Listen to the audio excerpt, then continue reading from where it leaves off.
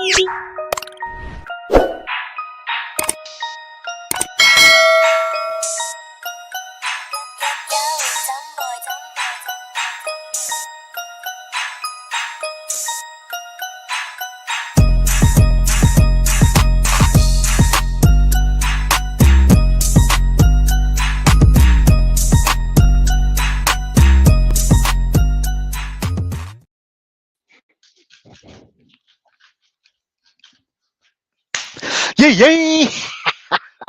What is going on with my Lakers family out there, man? Here we go back at you again. You know what I'm saying?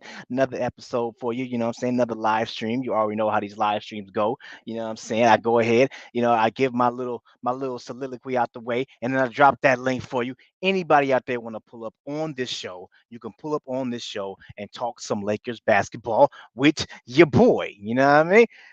Oh man, as you guys come in, I appreciate it. If you guys come in, hit that like button for your boy, man. I really appreciate it. Hit that subscribe button if you new. You know what I'm saying? It's hey, and don't be afraid to become a member, like my brother right here. Joel is in the building. You know what I'm saying? Let me drop that for you. Do this shit, I promise you, man. I'ma show these niggas what you do, nigga. Zombie, you're a genius. Remember they didn't think that I would make it out. Now I'll be that nigga everybody asks for paper now.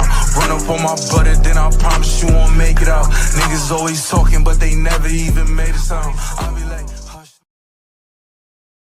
That's what I'm talking about, my brother Joel.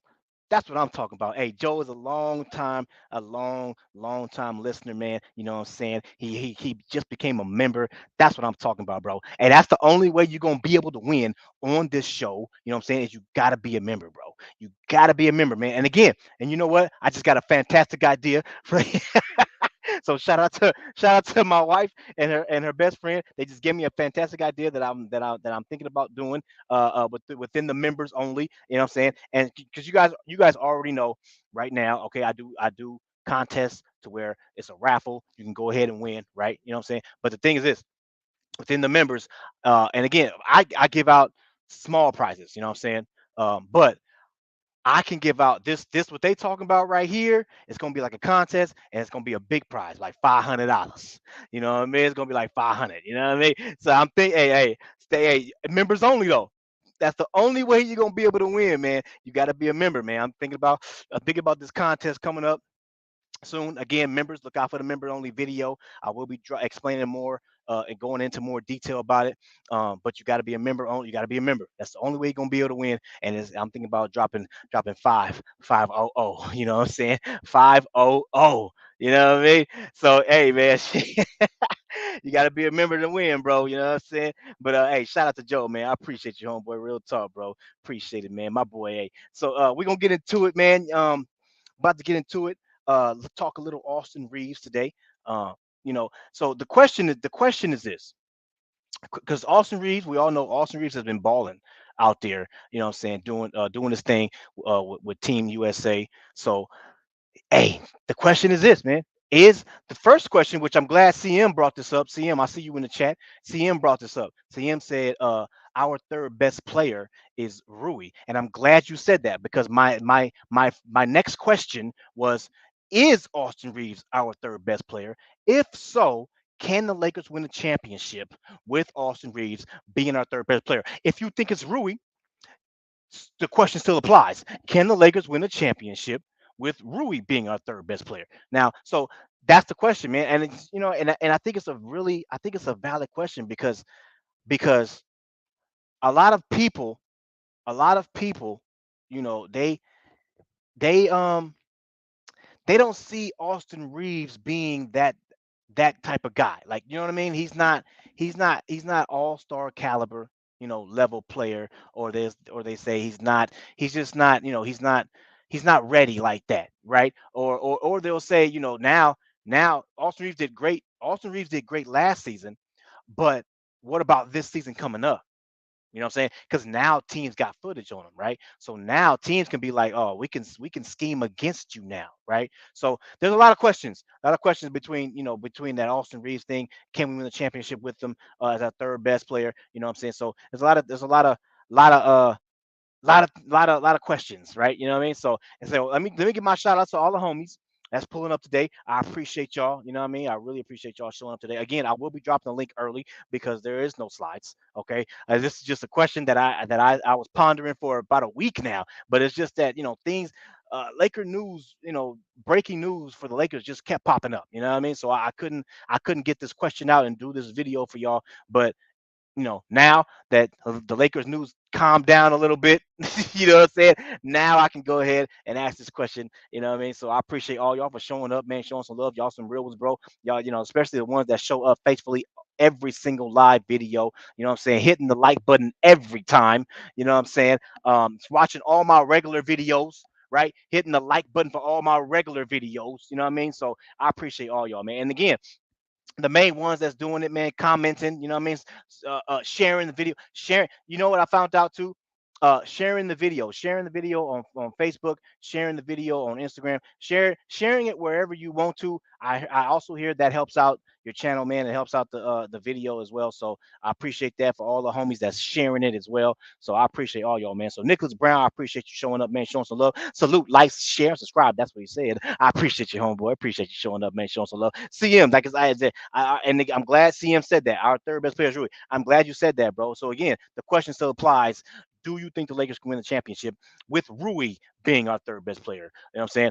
Again, I put Austin Reeves up on the title because he's doing his thing out there with Team USA, and a lot of people see him as the third best player. So that's why I put the thing. But again, if you think it's Rui, hey, do you think we could win with Rui being our third best? That's still that question still applies, man. So I appreciate you showing up, showing some love. What's up, DJ Gemini? I see you, homeboy. You know what I'm saying? Appreciate you showing up, homie. You know what I'm saying? I thought, hold on, let me see. I went away. There. Oh yeah, there it is. Okay, yeah, yeah. What's up? What's up, preacher? I got you. I got you. What's up, Gemini? I appreciate you showing up, showing some love, homie. You know what I'm saying? AG is in the house, African gamer. What's up, bro? Appreciate you, homeboy. DJ, we here. That's what I'm saying, man. I appreciate you, homeboy. You know what I'm saying? Hey, brother, always showing up, showing some love. You know what I mean? Festo, what it do, homeboy? What's up, homie? Appreciate you showing up, homie. Showing some love. Tony Lakers fan, 91. I see you, bro. What up, homeboy? You know what I'm saying? CJ's in the house. Yes, sir. What it do, homeboy? You know what I'm saying? Appreciate you showing up, showing some love. You know what I mean? Who else we got up in here, man? G Smoke, G Smoke. You know what I'm saying? You like my vocals right there, G? You like my vocals, bro? You like my vocals, homeboy? Hey, you know what I'm saying? Hey, don't be hating, man. Don't be hating. You know what I'm saying? I got it right there. I got it right there. You know what I mean? Real talk, bro. appreciate you, appreciate you showing up, showing some love, man. Y'all go. Y'all go sub to Gorilla Smoke Media, man. You know what I'm saying? I'm telling you, man, my brother right there, he got that Morgan Freeman type of voice, you know what I'm saying? He got that James Earl Jones right there. You know what I mean? I'm telling you, the guy need to be narrating for National Geographic on Netflix. My brother right there, man. I'm telling you, man. Funny dude too, man. He put some comedy up in there too in his videos, man. I'm telling you right there, man. Real talk, my bro. What's happening with you, bro? What up, homeboy? What up, Big Bang Sports is in the entertainment's in the house. Hey, y'all go sell to the homie. I'll tell you, you already know who this brother is. I'm telling you, this guy, tell you, hey, real talk. Entertainment, that word right there, hey, I ain't gonna lie, that word right there needs to be all caps, all capitalized. Hey, I like the Bang Sports capitalized, but this one right here needs to be capitalized too, because that brother bring that entertainment to you. I'm telling you right now, man. Y'all already know, man. Go sell to the homie, man. Bang is his name, sports is his game, and entertainment is his thing. You know what I'm saying? Real talk, bro. My brother, appreciate you showing up, showing some love. HC Picks, you know what I'm saying? Like that there, you know what I mean? What up, homie? What up, homie? Appreciate you showing up, homie. You know what I'm saying? Shout out to HC Picks too, bro. You know what I mean? That brother's a member. You know what I'm saying? Member right there, bro. Appreciate you showing up, showing some love, homeboy. That's what I'm talking about. My brother. Go sub to the homie too, man. HC Picks is his name. You know what I'm saying? He got a channel, bro. You know what I'm saying? If you into that boxing, you know what I'm saying? He be doing this thing over there, you know what I'm saying? Getting it in, you know what I'm saying? Uppercut, you know what I'm saying? Doing this thing, jab, jab, you know what I mean? Doing this thing over there, bro. Go sub to the homie. If you like boxing, go sub to the homie, bro. Real talk, man. You know what I'm saying? Dre Jones. Look at Bang. What do you say? He say, can the Lakers win with AD? And that's another question. See, that's another question. You know what I mean? Can the Lakers? Because you know what? Anthony Davis just got the bag, right? You know what I mean? So that's another question right there. Anthony Davis is now is he considered now our leader?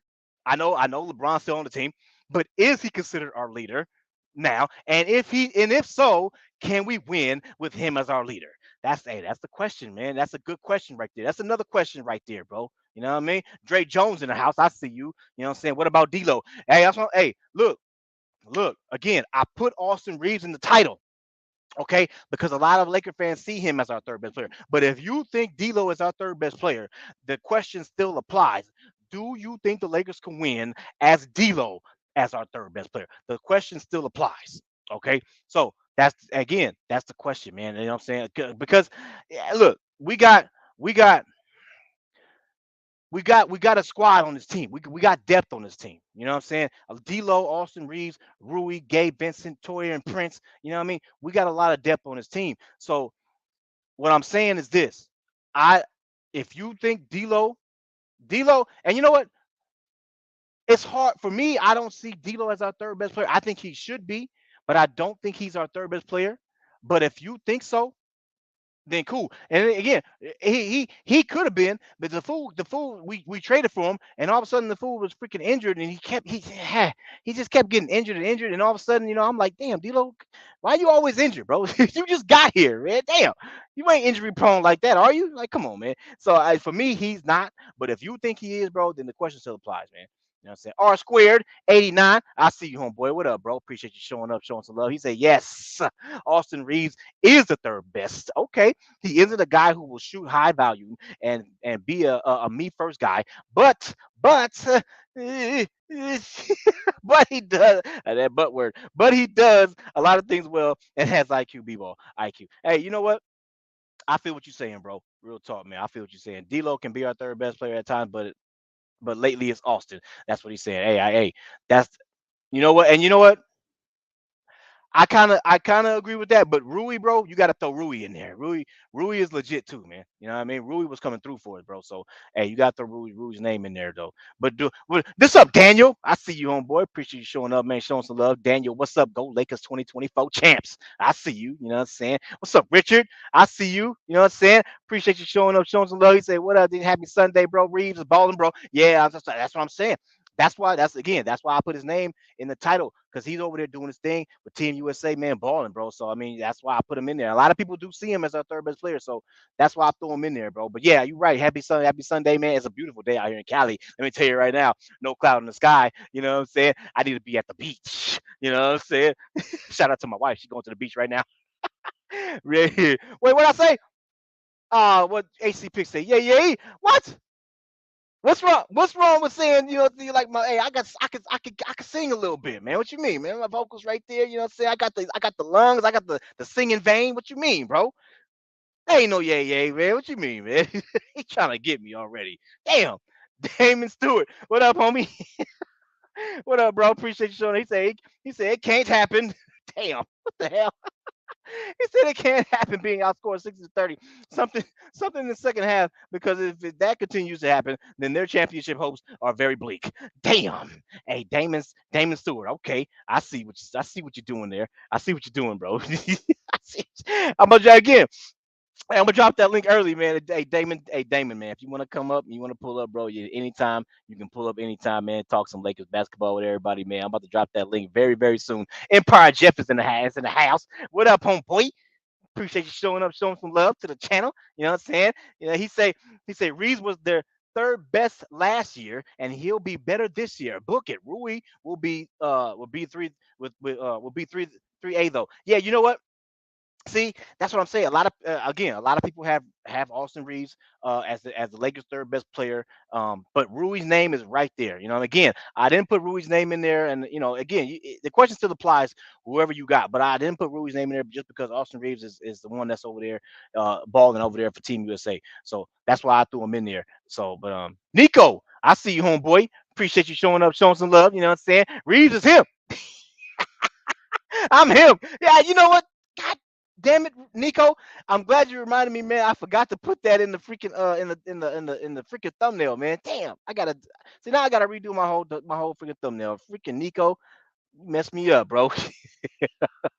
Appreciate you showing up, man. Show some love, bro. What's up, Goat James, aka Chris is in the building.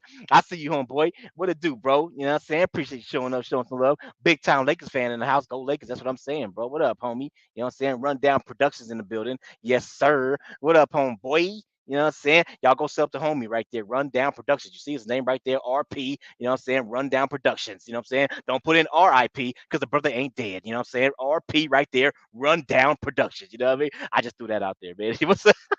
What's up, Cuba? What up, homie? Appreciate you showing up. What's up, Brandon? I see you, homeboy. Appreciate you showing up, man. Showing some love. You know what I'm saying? Hey, you know what? I'm gonna let you know. I'm gonna let you know something. Am I clear? Am I clear? Let me know. Am I clear? Y'all can hear me, right? It probably just stupid, bro. He's stupid, man. Oh man. Oh yeah, AC pick. Damn it, AC. You know what? AC picks. You killing me, bro. Damn it. Yeah, yeah. All right, I do the yay yay for you, right? I do the yay yay for you, man. Let me drop that link, man. Appreciate y'all showing up, showing some love, homie. You know what I'm saying? I love doing this, man. Y'all be cracking me up, man. The link is in the chat, man. The link is in the chat. Anybody out there want to pull up on this show, man? Y'all can pull up on this show, talk some Lakers basketball with your boy. But again, Rui, man, I look. Let me let y'all know something, man. Rui was bought again in that Western Conference Finals. You know, Rui probably was our third best player in that series. You know what I'm saying? But I think for Rui, did I say Rui? Austin Reeves. Austin Reeves was our third best in that Western Conference Final. But Rui, you got to give it to Rui in that Memphis Grizzlies series, though. You know what I mean? And so that's what I'm saying. But again, you look at even the regular season, bro. Regular season is kind of like it's right there. I think more Austin Reeves, but hey, it's right there, man. But anyway, I got my boy Nico. You know what I'm saying? Showing up, showing some love. You know what I mean? Appreciate you showing up, showing some love, homeboy. Hey, Hey, what up, Nico, brother? man. What's cracking, brother? Nico, man. I Hey, messed up your speak. title, eh? Is Hey, that you what it know is? what, Nico? God, damn it. Hey, you know what, bro? Because I had said that. I had said that I wanted to put that in the thumbnail, man. And then all of a sudden, I just, bro, and family gets involved. I forgot. But then, as soon as you said that, it hit me. I was like, oh, damn, that's what I was supposed to do. But yeah, hey, I appreciate you, man. What's up, Hey, man? no worries, man. No Appreciate worries, it. Hey, brother. I so got you. so anyway, man. So the two questions. Who is our third best player? Since there's a lot of debate about that. Okay, who is our third best player? And whoever you pick, can we win a championship with that person being our third best player?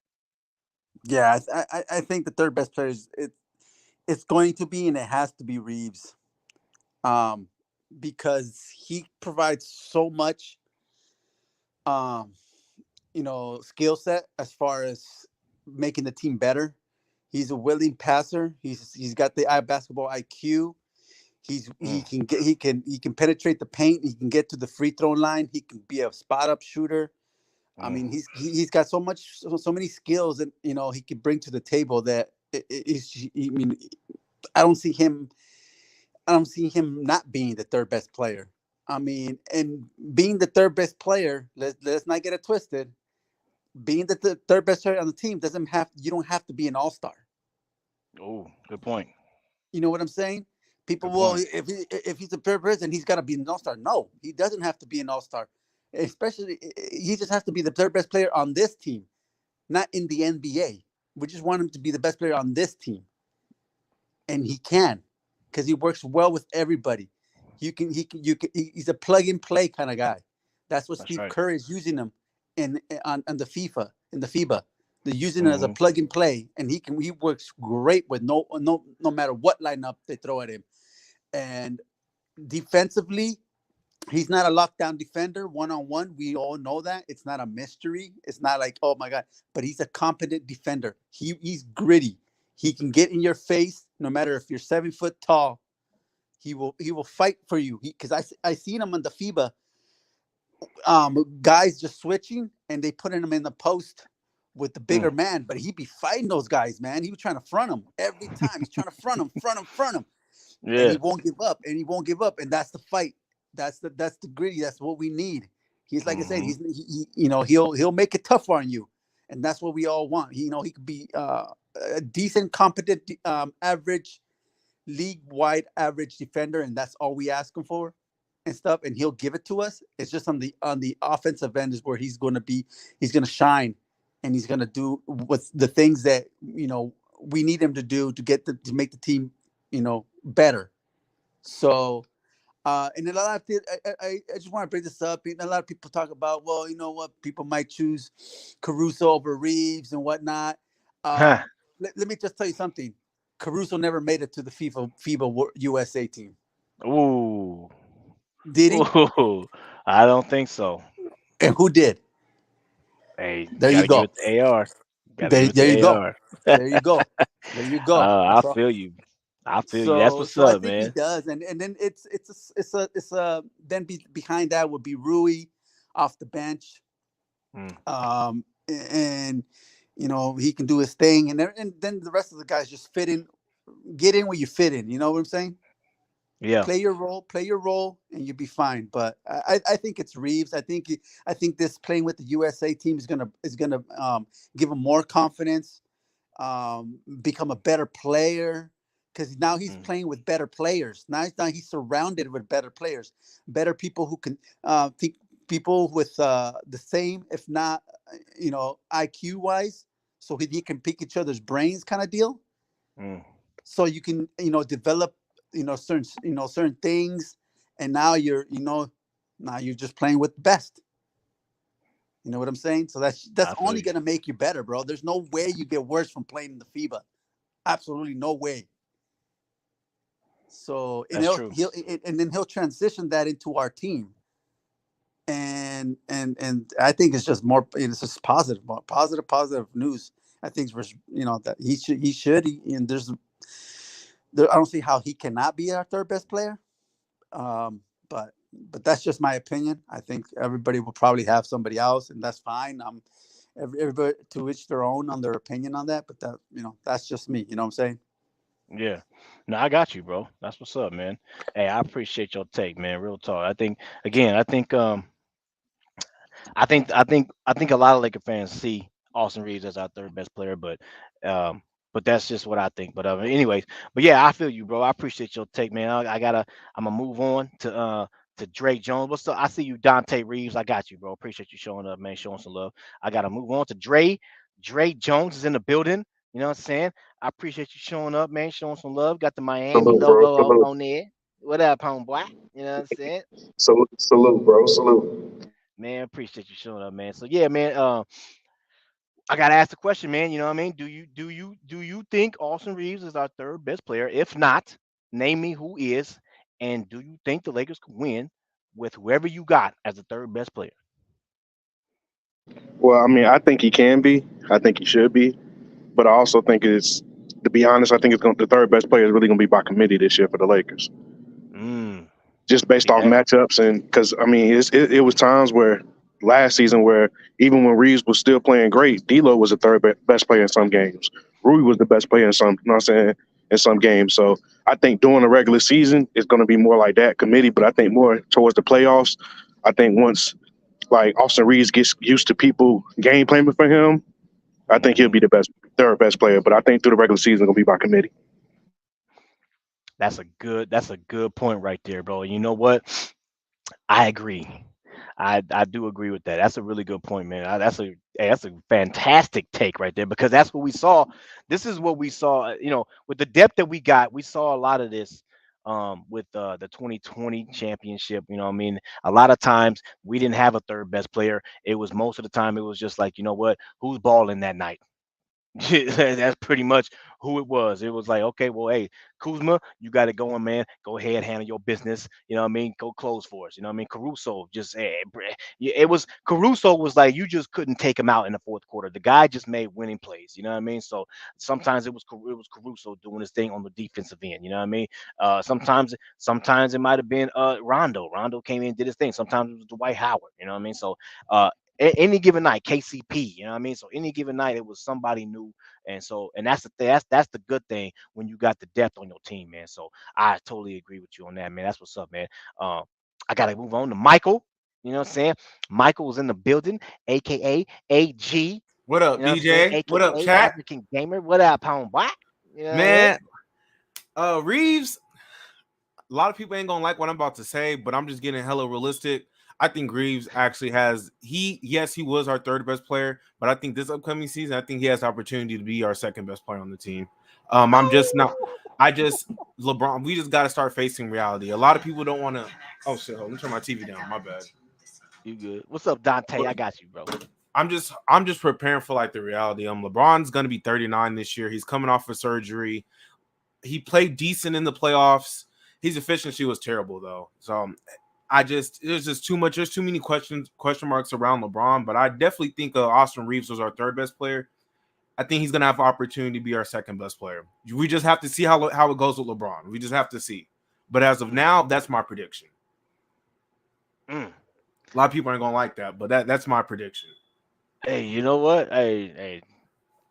So Hey, LeBron, I ain't mad at that. I can tell you we go just that. have to face reality. And in my opinion, and I'll say free this: for all, bro. a guy commented earlier saying 2024 Lakers championship. As much as I want to believe that, I just can't. There's nothing wrong with Austin Reaves. He's a phenomenal player. No questions asked. But if he's going to be our second player, I don't think we win it. Whoa, wait. I don't think we win it if he's our second best player. I think like LeBron, in my opinion, LeBron has to be LeBron or else he's almost a liability. That's how I feel about LeBron. If he isn't LeBron, he's almost a liability. I mean, as we've kind of seen in these playoffs, when he wasn't the LeBron we normally see, his efficiency was terrible. He shot too many threes, didn't play good on defense. These are things we kind of just have to prepare for. He's getting older. He's probably not going to be able to be as efficient as he was previous seasons. And he's coming off of surgery. So we just don't know what LeBron we're going to get. I don't think we win it if Austin Reaves is our second best player. I really don't think we win it. Yeah, I can agree with that. If LeBron ain't your second best player, I don't think the Lakers have a chance to win the championship. LeBron said LeBron, if LeBron is not LeBron, he's a liability. It's really bad if LeBron's not LeBron. Damn. Hey, it's free for all. Hey, y'all can But the only way, the only way he could be the LeBron is by Reeves stepping up and the rest of the team stepping up. Yes, you are. Yes, I mean, and yes, in a sense, you're very, very, very correct. But like I said, I've seen what the game looks like when LeBron is bad. I've seen what the game looks like when LeBron is not playing well, when it's inefficient, which was almost every. I hate to be like that, but LeBron was almost very inefficient almost every game of these playoffs. He still played very well, but it was very inefficient. No, and I don't agree with that, but I get what you're saying. I mean, But I don't agree with that. Look at the field goal percentage. I get what you're saying. He shot the worst 3-point percentage in the playoffs, and that's but it was just 3-point percentage though. His field goal percentage overall was still very high. It was just a 3-point percentage that was down. Right. But then if you look at it, Reeves is the third best player as far as offense. On defense, it was a toss-up between Vandal and Rui. Just depends on the series. So when you honestly look at the overall, we're not saying second best player, we're saying third best player. So there's no argument as far as offensive wise, him being the third best option. As far as defensive wise, no, everybody should have pushback on that.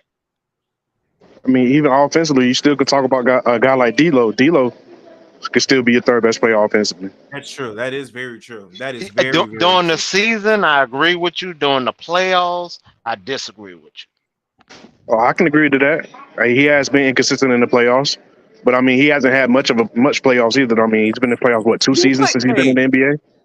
So D'Lo I played mean, well in the playoffs this year. He just had a bad series against yeah, Memphis. it was just. He played really good though. No, I mean, you mean against Denver? You mean he played good against Memphis and Golden State? It was just Denver. The Denver series that Yeah, he played yeah, bad. Denver. Yeah, my bad. Yeah, but other than that, he had Yeah, a really good playoff run. He played really, really good. Yeah, the Lakers don't get past Memphis without D'Lo.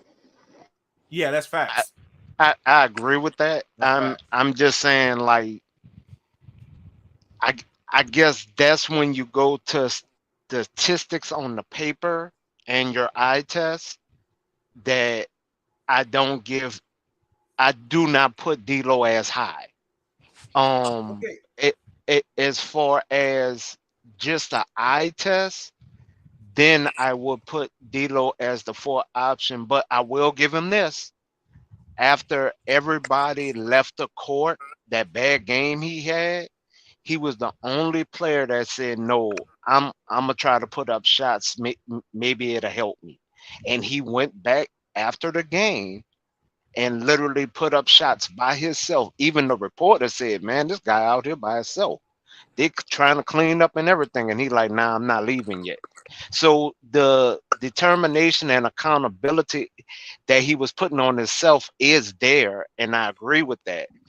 But I just think it's a little tweaking he needs to do amongst himself, What's and up, then B I Art? think that full confidence will be there. Just If like that I don't know kind of who asked makes the question sense. earlier, but how does Austin Reeves look? I'm saying once teams actually start gaining, playing to stop him as well. I mean, it it well, okay. Think of it as this: Reeves is actually playing out of position. If we really want to be 100% honest, what position did he play in college? Point guard. Right. So his IQ is definitely there. And if you look at any tape of him playing point guard, you know his IQ is there. So I think it will not be that hard of an adjustment when people start aiming for him. I think it's going to be more of the committee coming through, which I know by looking at this roster, I know 1 through 4 we're good. Just like I say all the time, and I know a lot of people get tired of me saying it. I'm only worried about that 5 position. As far as 1 through 4, I think we Gucci. We We need a can't get center, no dog. better than this. Yeah, we need a center. What's up, Bree Love? What's up, Victor? Hey, shout out to HC Picks real quick. HC Picks with that super chat. You know what I'm saying? D'Lo shot more after the game than in the actual game. Mm. Yeah, that's true. He did it, but that's what I'm saying. AC picks is that he took the accountability on himself. Like nobody had to like get in his face and say, "Come on, man, The media get didn't it have to together." bully him. He just did it. Yeah, I and don't know. and to me, that shows more potential leadership in him than anything. Do you guys? Here's a question: do you guys believe the depth that we have right now will allow LeBron to play less than 30 minutes? No, Yes, no, yes. I think no. so. I Not think in the so. West. Not in the That's a West. good No. question, bro. That's a good question. Not in the West. No. I No. I think well, I think we do. I think Not we in the do. West, man. Like I don't even like if I'm being really realistic, like this, like we're assuming things off of last season, but everyone really needs to wake up and pay it. Like we're a completely, and everyone keeps saying training camp. I understand that still has time to come. We are a completely new team. I agree Like, with that. we're a completely a new team. Like we can't make assumptions off of last year. Like half of our players from last year are gone, What's except up, for like the Joel? starting. What is it? The What's starting up? 5, starting 6. Yeah. So Most of Yeah, our most of our players are gone. And then, like I keep saying, LeBron had surgery. A guy in the comments said he did not have surgery because it has not been leaked out to the media. But everyone, LeBron had a surgery. I don't know what surgery it was, but it was proven he had a torn tendon. You have to get surgery for that. well, wait. That's been the same injury though that has bugged him for 2.5 years, and he's been prolonging it for 2.5 years. that's not true. Uh huh. He's like, Like you tripping? No, the season before he was having he was having problems with his groin. Remember? No. He went to the foot doctor of LeBron. Yeah, right. Yeah, it's been the foot doctor for the last 2.5 years, pimp. It's only been a foot. It's been the It's foot. only If been I'm a not foot. mistaken, wasn't it the foot and no, that was AD. Never mind. But Yeah, it was AD. It's been the foot. My bad. What? Yeah, it's been the foot the I could whole have sworn time. LeBron had a groin and foot injury. Like, No, the wasn't groin was like about 2-3 years, about 4 years ago Yeah, 3. Okay. when he was playing with Lonzo Ball and all them cats. Yes. Yeah. Okay. Yeah. You're right. He injured it you're in right. Christmas. Yeah, Was a yeah, Christmas okay, game. Yeah. I think it Yeah. was. You're right. Yeah. You're right. The ankle came up after that. Yeah, that's true. That Hey, is shout out true. to Because Big I don't know if y'all remember that was the What's second time he had a groin injury since he been with the Lakers. Remember the first time Exactly. was when he was out in 2019. Exactly. So now trust me, I'm a LBJ fan. That's the only reason why I could tell you the injury history. up, Like, Big Art? I think he had a surgery. I think he had that. Like, Hey man, everyone, hey, I think he had that surgery. y'all heard I'm- DJ trying to speak to the new person came on the panel? Hey, Damn, I Art, know. wait your turn, Art. Right, I Hey, did, and DJ was trying to give me my turn. Right? Watch your There you mouth. go. Hey, I know Art trying to cut Joe the line. Joe needed to chime in real quick. Joe want to chime in. I know he want to chime in on the Austin Reeves thing real quick. Do you think Austin Reeves is our third best player? If so, can we win the championship with him? And I know Big Art, you could think about that question. And I know he also wanted to chime in on the LeBron thing too. You know what I mean? So I know he put that in the comments. So when the Big Art, you can go ahead and do that after Joe. But Joe, I want to hear your answer, bro. Go ahead, man. Right now, and I'm gonna say last year as well. I'm gonna say Austin Reeves was our third best player, but who do I think is going to be our third best player is completely different. I think it's gonna be Rui. You know, he has his bag. You know, he's comfortable. He has a coach that believes in him. Doesn't have to worry about trade rumors. He's been working like crazy in the summer. You know, he showed that in the playoffs he could be consistent, score from all 3 levels. He actually played decent off-ball defense, but I think he still needs to get a little better on the, defensive end, at least like be consistent. But if he does that, he's really an X factor for real, Totally agree. I like that. I feel you. Yeah, I feel you. I like that, bro. That's what's up, man. All right, Big Art, you can go ahead and handle, man. You can speak on it, my brother. What's up, DJ? How you doing today, sir? Chilling, my man. Austin Reeves. Let me see. Third option. He should be if Darvin Ham coaches right. What I mean by that is that he said he was gonna give him more ball handling duties this year. So that's obviously gonna give him more opportunities to become our third option. It's gonna come down to his consistency. If his consistency is good throughout the year, he can consistently be our third option. The only thing that scares me is I think somebody said it earlier. If too many people on our team is cooking, it's gonna be third option by committee. Because we got scores on our team like Ruri, D'Lo, you know what I'm saying, Austin. We got scores on our team, so whoever's scoring that night, they're gonna keep them going because we're a team-oriented team. They're gonna keep it going. So it can easily transition from just Austin being the third option for a couple games to transition for a couple of weeks where it's somebody else. I could definitely see that happening. Big facts right there. Big facts But right there. That's what's up. But the main reason why when it comes to Reeves, he's not a selfish player. So that's why I definitely think, as far as offensive wise, him being a third option isn't bad at all. Yeah, I understand that. Now, to the other dude point about LeBron having surgery. Yeah. Go ahead. Why you up here spreading lies, bro? And you speak so matter of fact like you was a doctor. Hey, I'm just going off what everyone else is saying. I ain't the only one Nobody that's else come is up on saying this that. channel and said that. You haven't So been- you're a follower. You're I'm not a leader. You're a follower. No, and I'm only saying that because yes, he did have that cast on. What cast on? Did you not? The Did you not? orthopedic shoe. Okay. Those were some expensive ass, stupid ass shoes. If you look it up, you know what I'm saying? All the rich people are wearing them. Y'all dummies fell for that. No, I think Y'all he's talking fell about for the that boot that Twitter he. trap. I think he's talking Y'all about fell for the that great Twitter boot, bro. trap. The Twitter seen them shoes and was like, "Oh my God, it's a boot." He must have had the surgery. Y'all fell for butt crack sports. Really? Butt crack. I think he Really, bro? What's up, And that's Tim my Reed? point. You shouldn't be up here spreading lies, bro. If you don't know it, just say you don't know it. And then because you ain't got no proof, everybody else saying it is not proof. So what's your proof? Well, that is a good point. That's all I'm saying, bro, Gemini. Y'all know I don't be on no BS. What's your proof?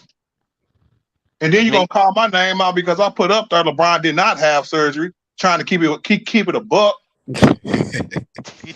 So yeah, I go missed ahead, that man. part. Say something, I nigga. missed that point. No, I think he had the surgery. You understand? All right, you understand.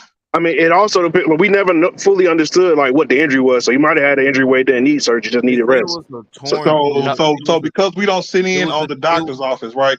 How about we listen to the reports that came out about it, right? Because right after the ESPYs, the report came out that the doctors, him and Anthony Davis, doctors said that the road to recovery was with rest, not surgery.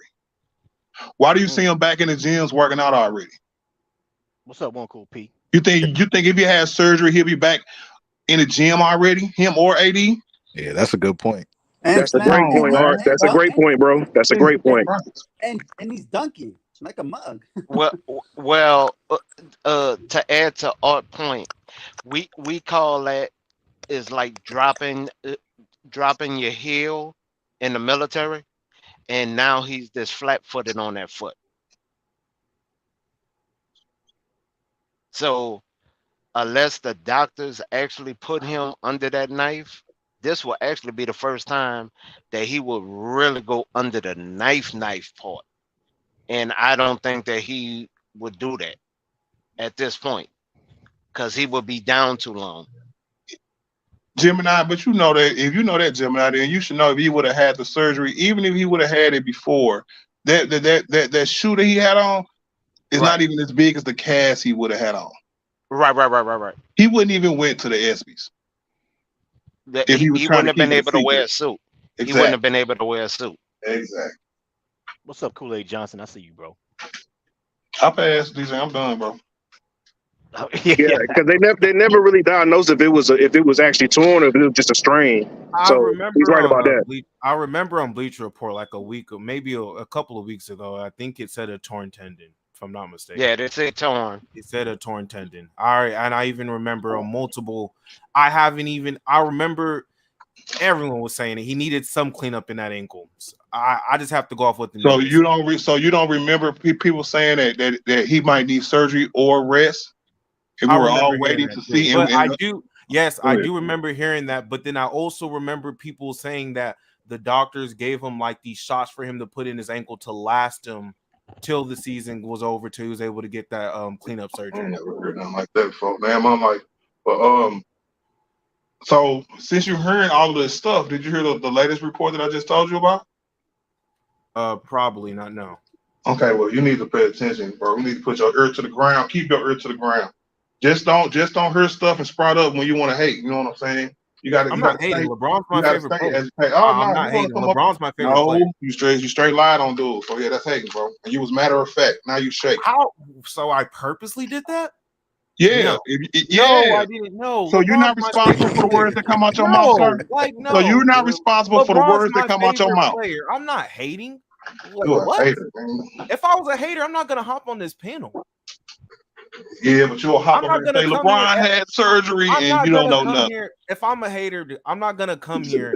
I'm not gonna come here for hours at a time and get on this panel if I'm a hater. That don't make no sense. I'm not a hater. All right, DJ, I'm done, man. Go ahead, DJ. I missed something. I guess when I was logging on, I missed Big R stupid, bro. I definitely missed something. Y'all go sub to Big R Sports, man. I had to come out here on my work break to check a nigga. Oh man, Big R Sports, man. My nigga. Buddy, bro. No, I'm just playing. I'm just playing, bro.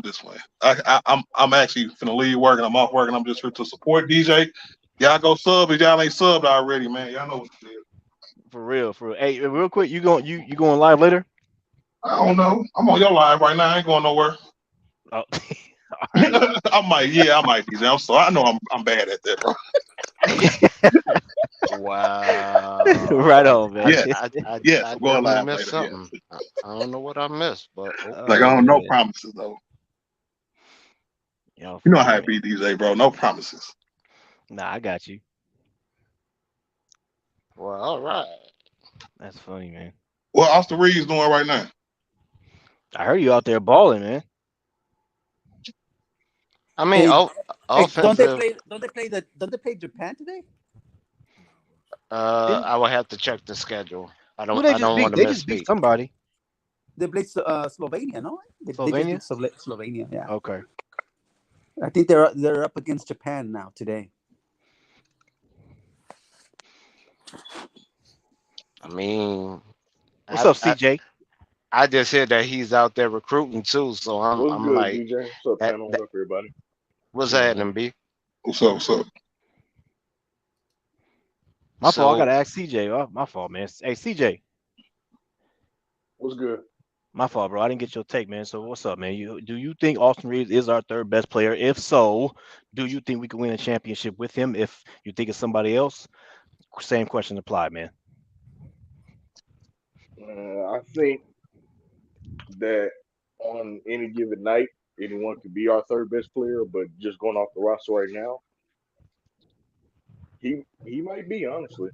He might be our third best player. But I think we still can win the championship with him being the third best player. Just going off because in 2020, who was our third best player? I don't remember. It was like any given night, Maybe man. Kuzma. Yeah, maybe Kuzma. You could say. No, it was any Exactly, given Mr. night King, that get year. right. Exactly. Any given night. Danny That was, Green, Yep. oh, Lord. Danny Green. KCP, Yep. That wide open JaVale three he McGee. missed still is just, oh my God. Could have won the finals. He missed a wide open three at the top of the key. Man. Hey, we still won, man. I feel you though. That foot was wide open though. Hey, I knew we was gonna win eventually. It's just you could have literally closed the show and you just right then you decided to choke. I know, and you know what? It's when he shot that too. Soon as he let that ball release, I thought for sure he was about to hit that shot because I was like, this is about to be the redemption. Because remember, he was getting death Exactly. threats. You know what I mean? So I was I'm like, wow. oh, like, this is he about to finna be the shoot this, redemption. man. He He was getting finna be death threats before the shot. cash, dog. Yeah, because he was playing bad in all other series No, too. he was just playing real bad. After the shot, he got death threats, but he was just playing bad. A lot of people were just like, "Damn, Danny Green, we expected you to be, our sharpshooter." You know what I mean? And people was disappointed in pretty much him like the whole season, man. Even though he didn't shoot that bad though. You know what I'm saying? I No, think No, he he started did. decent. he did, but I think the expectations. You know how expectations. Yeah. People expect you to be Mhm. knocking down everything. I got a question, DJ. What up? Can our third best player come off the bench? Yeah, Yeah. anybody you think is a third best player, shoot, Can our he can come third off the bench. option come off the bench? Maybe that's a better way of putting it. Yes. Yeah, I think Yeah. so. I would I say would yes. I would say yes. Yeah, but especially how deep this team is, that's very reasonable. What, like a 6-man aspect? Yes. Mm. I was Well, at just one asking point they before said because Russ for was everybody out. who said Rory, I was trying to think of a way to work with Rory being our third best player / option. Only way that'll work is if he got 6-man. I mean, literally, this kind of think in the mind of, and I kind of hate to bring them up, but OKC at one time, OKC third best player was who? James Harden. James Harden. And where did he come up off of? The bench. San Antonio Spurs at one time their third player was Patty Mills, where he came off the bench. You mean Ginobili? No, Patty Mills. I'm talking about the year Patty Mills. Ginobili was another one though, but Mm-hmm. Patty Mills also came off of the bench and he was like made it spectacular for them and more interesting. Yeah, and I think another guy that some nights could be their third best player is Gabe Vincent. I think he could be their third best player some nights too. Yes. It sounds like we're gonna have a third best player by committee this year. Yeah. That's definitely what I said. And that's what I think too, just because it's so deep and depending on matchup. Because they got a very versatile team now, where they're gonna be able to do a lot of different things with different matchups. He can have that 3 guard lineup if he wants, because the third guard is 6'8", so he can keep that same potential if he want to, but he better play that 6'8". That's all I'm saying. Hey, Darvin Ham, let's just abandon that. Let's throw that game plan in the trash, No, okay? I wanted Consider that was abandoned. last year, okay? Let's just abandon that completely, okay? Yeah, just Ain't no more just three forget about that, guards. huh? Forget about all that. Ain't no more 3 guards. We got wings now, okay? You don't have to try to piece a team together. Let's just abandon these 3 guard stuff you be doing, and let's just go with the wings. Let's play 3 wings. We can do that though. We can I guarantee substitute you, three he's not guards, going to three do wings. that. And I that's know why he I'm so not. curious to I see can what they're gonna trust do you, with their man. last 2 roster spots too. You already Bruh, know. if it's anything besides helping that front court, I'm telling you, I may drive to LA and post up on Palinka. Don't pull up He on gonna be Palinka. sitting up in his office. Man, I'm serious. I'm gonna wait till he in a restaurant full of people. Pull up in there. What is you doing? Man, you must be out your rabbit ass mind. Like for real, for real. There's no way at this point he should keep that same mindset that he had last year. Like no And way. I I'm don't think he sorry. will. I think that's why Rob Pelinka did such a great job at making the team so versatile, so he doesn't have to have that option. Because in the first half of the season, bro, I mean, if you just be real, bro, like he really didn't have a whole bunch of options. You know what I'm saying? As far as like players he could trust. So you know what I'm saying? I think that played a role in possibly him running that lineup so much in the beginning. Now after that, after they made the trade, I'm with y'all on that. I mean, be, before I think we was just playing before the trade deadline, we was just playing trying to put I think he was trying to piece everybody as starters when he should have set it up to where he had that second spark off of the bench rather than just trying to put everybody in the starting lineup. Because we had Anderson and we had Troy Brown, which really should have been our small forwards. But what did he do? He started Walker at the small forward, which did Walker a discourtesy and disservice fully because he was getting overpowered by stronger players that's their natural position. So I think that's where he messed up in the beginning. As far as after the trade deadline, I I think with the move around that we did, he kind of had no choice because if he would have kept fumbling the ball at that point, his head was going to be on the pike. And as quick as he got in there, he was about to be let go. So he kind of had no choice.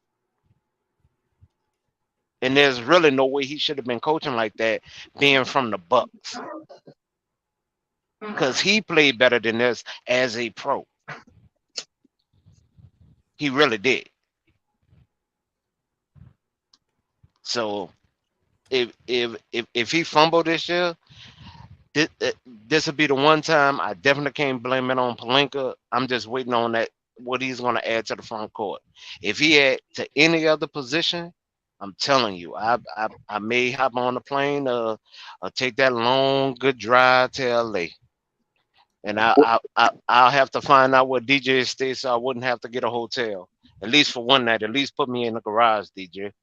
I'll Well, park my to truck be honest with outside. you, if I see them make a move I with got you, anywhere bro. else but front court, I'm thinking that's possibly a signal that they're definitely getting rid of D'Lo. If they somehow get another 2 guard or 3 guard, something like that, I'm thinking they for sure have it in their mind they want to get rid of D'Lo. Man, if he does that, I'm telling you, I want to fight. I'm I sorry. mean, I I will not understand give that, him a but pass. I what will what not give really him a what really pass. quality big men do they really have out there on the market right now? Like how many quality big men do you see on the market right now? You got Van Carroll, you got Q, you got Potter. Um, as far as that could really play the five or the potential backup to playing the five. that's three off of the top of my head. And that's the main reason why I said Udoka would have never left the building without signing that contract, bro. I'm sorry. Udoka would have never left my building. I would have ordered a California King. I would have ordered food. I would have put his family up in the office. Got a chef. Nah, bro. We need a big man. Nah, you ain't going nowhere. So yeah, I would have pulled the Blake Griffin situation. Ain't nowhere in the world that guy would have left my building without signing that contract. I'm sorry. They kidnapped that boy, so you ain't leaving LA. What you think Bro, you I'm did? You're not serious. leaving. I'm and the bad thing about it, I'm dead serious right now, man. Ain't nowhere in the world I would have let Idoka leave that building because Who was Udoka? Which player was that again? Idoka is He played the for the center Jazz, didn't he? that was supposed to be the Jazz starting center until they got the pale Oh, you talking about the dude that he used to play for the Kings as complexion well? The dude that used to play for the Kings as well. right, and Yeah. and Okay. All now right. he's Okay. with Phoenix, and now he's with Phoenix. Come on, Uh, man, yeah. you really let him go to Phoenix? That You was really a let him major go to pickup for Phoenix? Phoenix too. That was a good pickup. Exactly.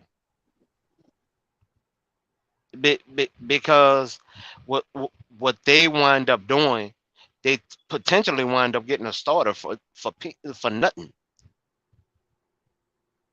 They literally have a starting center now and got him for nothing, who's already developed. The only thing Utah wanted was a keeping it buck. They wanted a white center, and that's the main reason why they put Carroll as the starter. Kessler, I'm sorry, but I mean, I'm gonna be he's real. I think Kessler better than him, but I mean, I get what you're saying. not with his hustle, not hustle wise. Hustle wise, he's better. He moves around the floor better, and his footwork is definitely better than him. So to not feature him, because he was told he was going to be the next starter, and then they went a different way. But but if you say that, watch what they do with Potter. Potter gonna be the next one to make the roster all of a sudden that really shouldn't have made the roster. Yeah, but I mean, I think Kessler proved to be a valuable asset for them last year. They force fed him. What you mean? They actually force fed that boy. I mean, I mean, how many? I mean, besides marketing, I mean, who else is on that team could you force feed like that? Maybe Jordan Clarkson. I forgot about Clarkson. Clarkson was up there. So I mean, Yeah, but Clarkson is going to have the ball in his hand regardless anyway, though. but but the only thing with him last year he got injured. If he wouldn't have got injured, and no, the small forward slash shooting guard that they drafted last year, that boy from I think it's Kansas. I can't never call his name. And if They, I'm not mistaken, wasn't Kessler a first round pick? yes, So I mean, that's the politics of it right there. They're always going to get a first round pick. You know what I'm saying? The first go at. You know what I'm saying? Basically being the guy, just because with first round picks you have more invested than a second round or undrafted player. yeah, but So they're gonna. I think they let that guy go for. I think that's really gonna come back and bite them in the ass. I'm sorry. Oh They yeah, I could mean, have fed I They can could have agree with you on fed that. Damian Jones. Who? Said Damian Jones. They could have fed Damian Jones. Yeah, It's but about the no, one that used to play for the Lakers. They could have fed him. well, Yeah, no, see how far that would have got him. Exactly. yeah, but the guy, what is his name? The one from Kansas. If he and he had spurts of showing that on his defensive prowess and his offensive capabilities. But as soon as every time he started cooking, for some reason the coach would sit him down. Every time he started cooking. And I was watching They the weren't really trying games, to win a whole bunch of games either, though. right, but for some reason, as soon as that young man start cooking, oh my God, they will bring him to the bench so quick. And he actually need to be their shooting guard. And he kind of put you in the mind of Edwards. to a point. Because if I'm not mistaken, won't they in playoff contention for a little while? Yes. They was the number one seed to start the season. That shocked everybody. Oh yeah, I know. Yeah, I know. That I'm talking about like they was in the play-in discussion for a little while too, but like at the tail end, they was in the Yeah, they play-in. was. Yeah, but CJ, here's why that didn't shock me. Every trade that they did, not only did they get good pieces, and that's one thing I definitely got to give Danny Ainge his kudos of. He really did learn from Pat Riley how to be that type of executive, but he Mm-hmm. actually got what he needed just to fill certain positions because marketing wasn't used correctly with the Bulls. Then when he got to Cleveland, the Cleveland owner definitely don't like to pay people, so he definitely didn't want him to shine. So now he's at a team where he could shine, he could get paid, and it won't be a problem.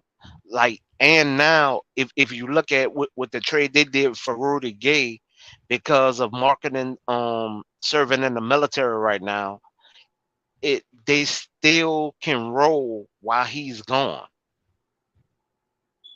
Yeah, and also Yeah. Cleveland had a lot of players up front anyway, so he wasn't really going to be able to get no whole bunch of shine with all the front court players that they had in Cleveland anyway.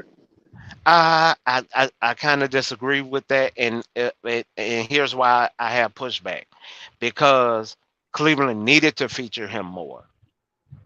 They really did. He has a better shot than the two brothers. Yeah, I Mobley. can't call them.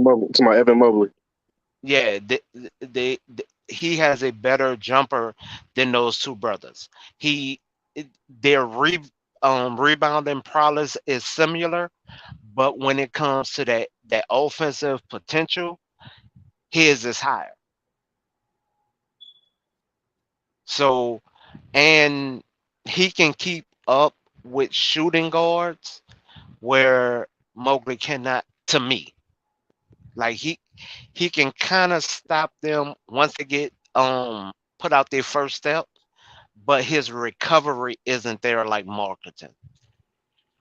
And Marketing been showing that he can do that even with Chicago, big because they used to love to do switches with him, but they would always try to make it to where that switch player would be him guarding Steph would normally stop Steph from shooting the three.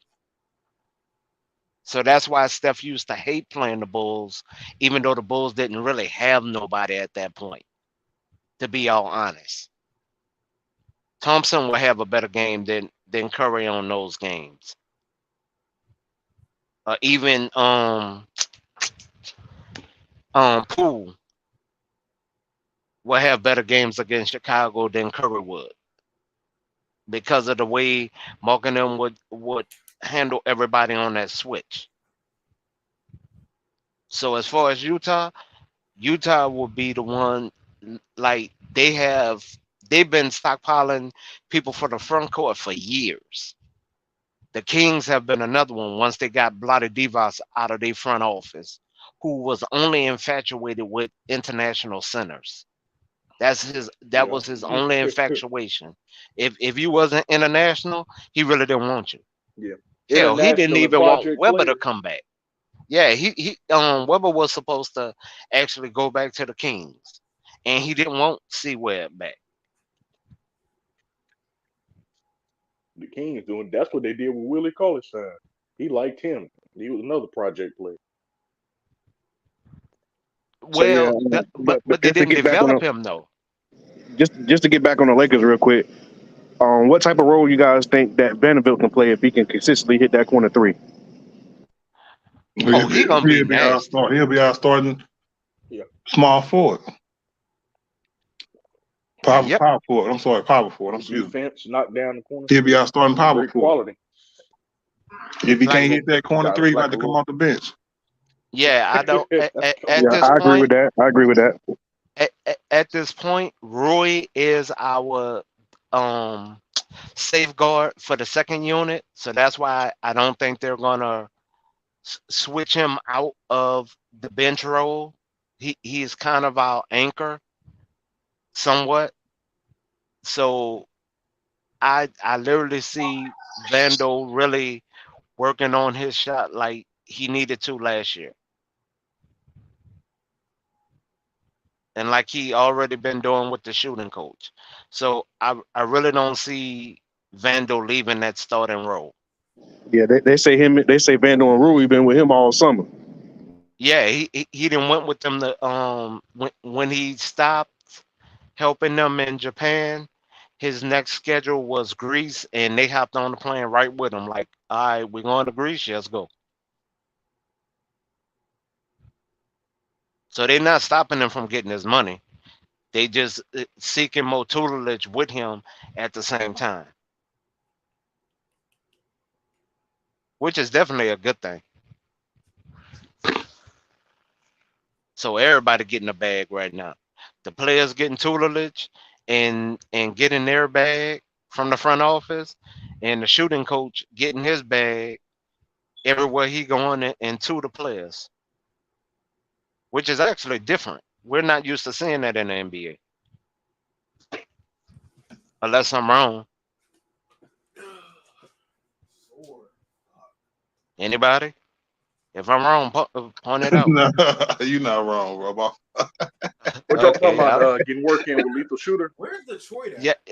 yeah, with the shooting coach. Like Oh, okay, normally, normally potentially, the shooting coach is not sought after as hard as our shooting coach is, and the players are still saying, okay, you booked to go over here. Okay, I'm coming with you. Like we not still gonna shooting suck coach, this boss. up. Well, I'm about to Not say not Phil Henry, not. the super Hey, coach. I thought he was the yeah, player development. Yeah, yeah. player He's a development development. Yeah, coach. Yeah, player development. Yeah, I'm sorry. Oh, I thought same. you were talking He about does. Lethal He Shooter. does elements of that too, but the majority of his game, or the majority of his training, is just in player development. Three Right. skills of the game. Yeah. Yeah, Phil Handy. He be getting them players. He develop. He do his job. Right, I'm just saying, like coaches like him are normally not, I guess you could say really sought after like that. They're normally just staying with their organization. Hmm. They may do one summer camp here, one summer camp there, but like with him, like no, people are literally seeking him out. Like, nah, we need you up here too.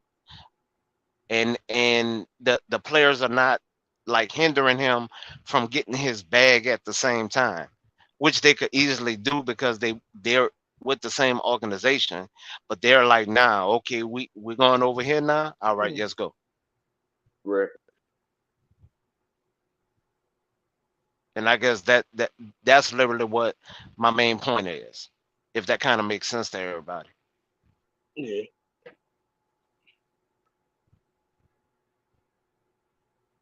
But I still laugh at the joke he put out there with Kobe, um bringing up, I'm a shooting guard, I do not pass the ball. I still like that joke he said. That was still extremely funny to me. I'm sorry. Hey, I mean, he wasn't lying. He's shooting hard. Now he wasn't lying, but it is I I guess you could say it's the overall way he brought it up Yeah. that really had me dying laughing. Like, I am a shooting guard. Where in there does it say pass the ball? That, the funniest thing or funniest moment I had about Kobe, like as far as passing the ball, is when everybody told him to do it and he finally did it and wasn't nobody hitting no shots. So he was like, I hope y'all see now. That's why I got to shoot all the time. Yeah, yeah. That actually was extremely funny and bananas. So let's say we hold on to D'Lo, right, until the Uh huh. deadline and trade him. Most likely it's going to be for DeRozan. Is that Now, DJ? I hope so. so if it is for DeRozan, right? Hmm. They How do might you have to think send us that another changes the player. whole Looking like dynamic of the 7 team, like the lineups and everything? Is that DJ Killer? Actually, won't change Oh, nothing. that's Joe. Oh, he sound like DJ Killer. But and here's the reason why I say it.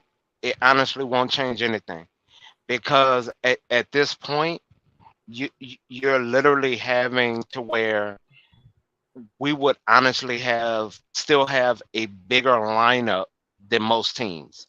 Like we have Cam at 6'8", right? That Hmm. which I feel, and this is just me.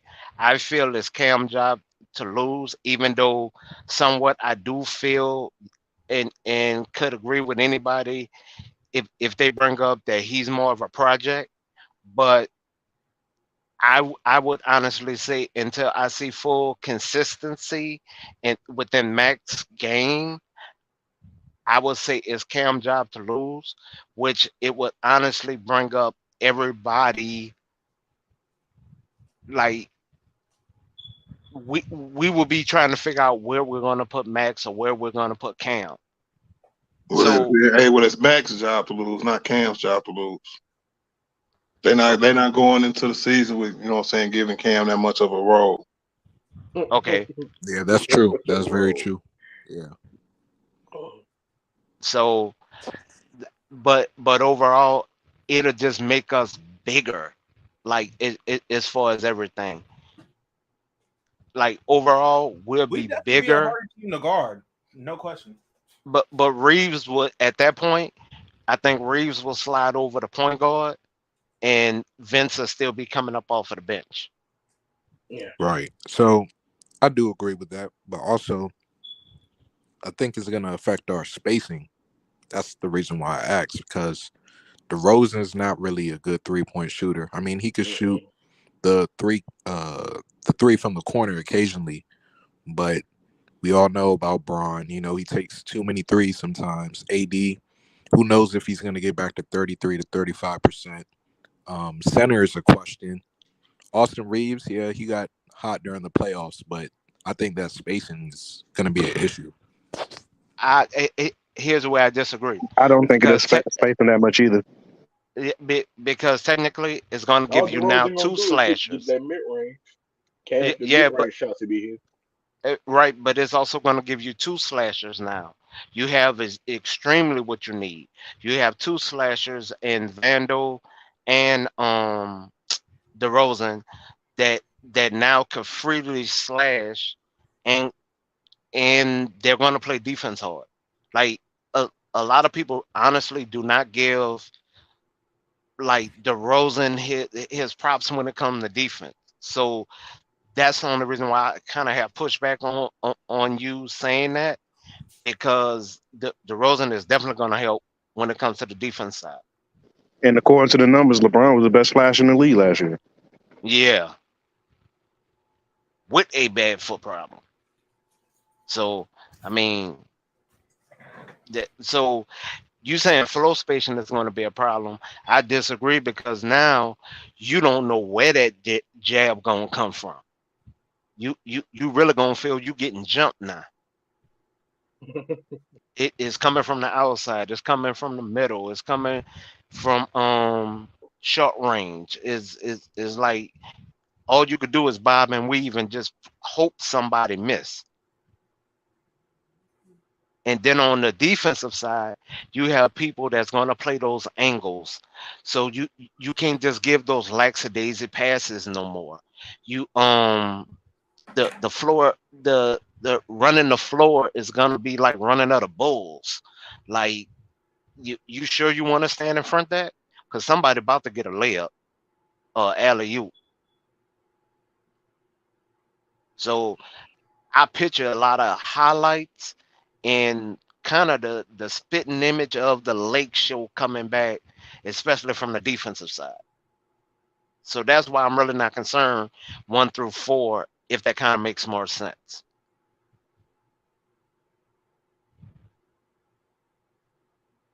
Now, if I'm wrong, please somebody point that out because I see a whole bunch of steals in our future. Yeah, I don't Everybody, think trading out DeRozan for D'Lo would make that much big of a difference as far as spacing. I mean, I know D'Lo can stretch the floor and hit the three, but DeRozan from the mid range, he a killer, bro. So you still can have spacing with a mid range killer on your team. Yeah, I mean that's the only reason. See, I guess you could say that was my overall gripe when it came to Palinka, especially when it came out that DeRozan was supposed to be a Laker, because I was definitely one of those that was campaigning that because of what his actual game would have brought to the team. Don't get me wrong. Yes, Russell did put up numbers on other teams. I just didn't feel his game would match what the Lakers needed at that point, if that kind of makes sense. I don't have a problem with him as a player or the numbers or stats that he brings to the game. I just had a problem with would it fit with what we actually needed. And I feel we needed somebody more like DeRozan that is also a homegrown kid that I'm trying to figure out why people didn't campaign for over Russell, who is also a hometown kid. And to be Russo's a real better with you, like I know a lot of people might not agree with this, but DeRozan's a better closer than D'Lo. yeah. Yeah, I agree with that. But I don't have a problem with D'Lo closing or non-closing. I have more of a problem when when it comes to, like, we really don't have to put all that pressure on him like that, because why did we draft him? Go to the original reason why did we draft that young man? We drafted him because of his playmaking and offensive capabilities. We did not draft him because of defense at all. In fact, we did not think of him as defense at all. We was really trying to put that more on Kuzma because he's 6'10".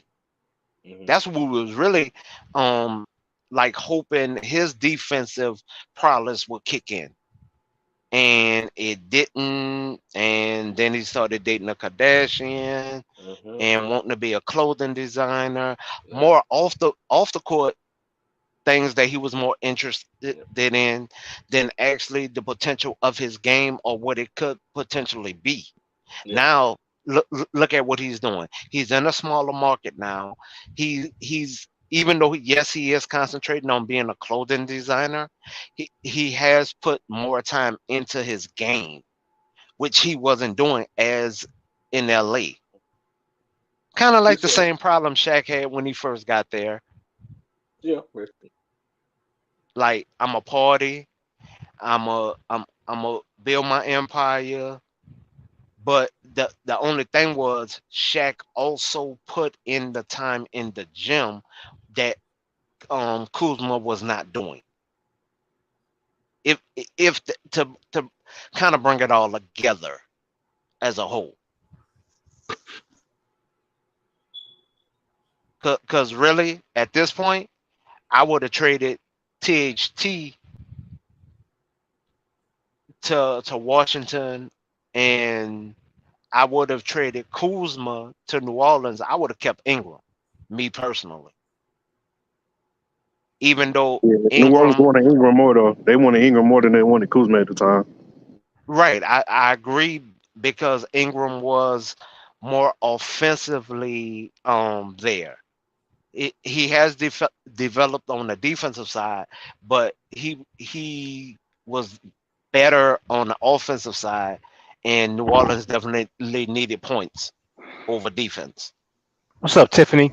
Tiffany Ned in the building. I see you. So I mean, me personally, I do not disagree with it. I just feel I definitely would have looked at kept Ingram overall. And that's why I was so mad. He was trying to keep on the THT, who was learning how to be a shooting guard, who actually played power forward in college. Mm-hmm. And he was an undermanned power forward. Hey, one cool piece said, which Kardashian did he date, and when did they date? The younger one, the one who had just graduated high school at the time. The What's her name? Jenny. What's her name? Damn, I know you're talking about. Kuzma The say, I'm one, part of the big three. It's me, Bron. It's me, Bron, and AD. I'm part of the big three. Yeah, I It's mean he Kuzma, did LeBron, and say Anthony that, Davis. but his game didn't back it up at all. Exactly. was it Chloe? Was it Chloe? No, not Chloe. It was the baby. The same one Tiger was with at one time. Cause now she left from him, and I think now she's with Ben Simmons. She said Kendall. Kendall. It gotta be. Okay. She I said mean the mom is definitely pipping out her girls at a good rate. Pippi Ken's got nothing on her. Victor said the skinny one. Yeah, the skinny one. Yeah, the skinny one. I know she's slim, so yeah, the skinny one.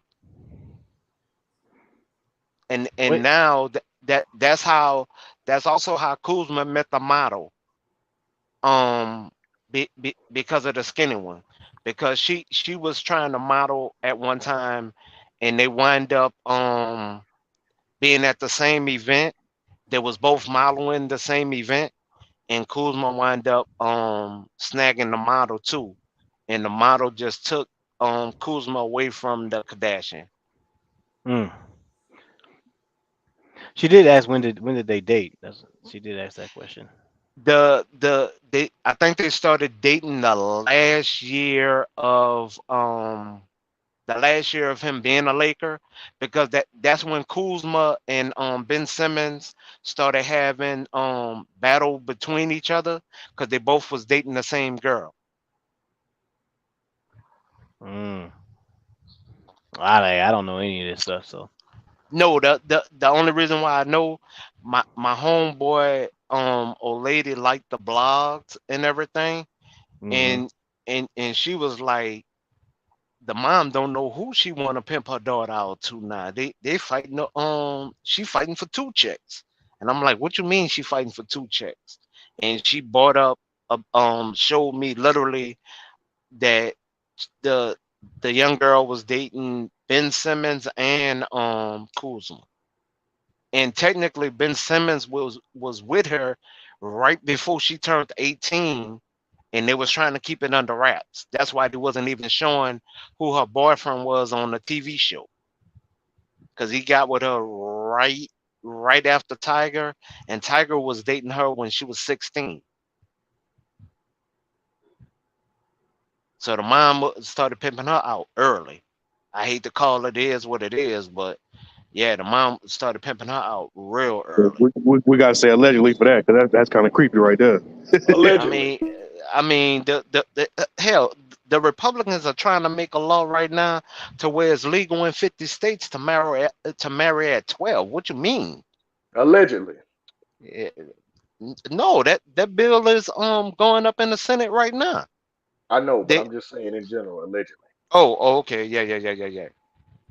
I mean, I'm an activist first, so I mean, even when I seen that law, because that's why a lot of them go overseas, marry, and then bring the young lady back, and then put her in school and everything else. And but to everybody else, they make it seem like that's their daughter when they actually married them overseas and brought them back over here. So I mean, I dig it, but it is what it is. So how do everybody feel about the Lakers championship like aspirations? Like, do you think they are actually a championship team this year, or do you think it's something I else they need to feel to make them that way? I We think we do. missing one We need a piece. we need a you'll need a big, but we're gonna be We need a starting center, in my opinion. I feel we missing one piece, and now You don't feel Jackson Hayes is a starting center? I no, think he not could, but no starter. one else thinks that. No, not starter. Backup, yes. And here's why I really do feel that way. He has to work on his defensive IQ, which was one of his problems as a Pelican. That's why he was doing those ticky tacky fouls. Once he get over that, I have no problem with him being a starting center within the NBA. None at all. I But actually think Haynes is going to give people some issues. He's actually a legit 7-footer, very athletic. I think Haynes is actually pretty decent. I'm actually I mean, surprised to see how much I don't want to say hate, but I guess I'll say negativity. I'm kind of surprised on negativity. That his name has got in these last couple of weeks. well, it is because of the ticky tacky fouls that he would do that would also keep him off of the floor, though, big brother. Is not because they don't like him as an individual. I mean, because really, I done been in a couple of press conferences with him. His energy and overall community service is definitely there.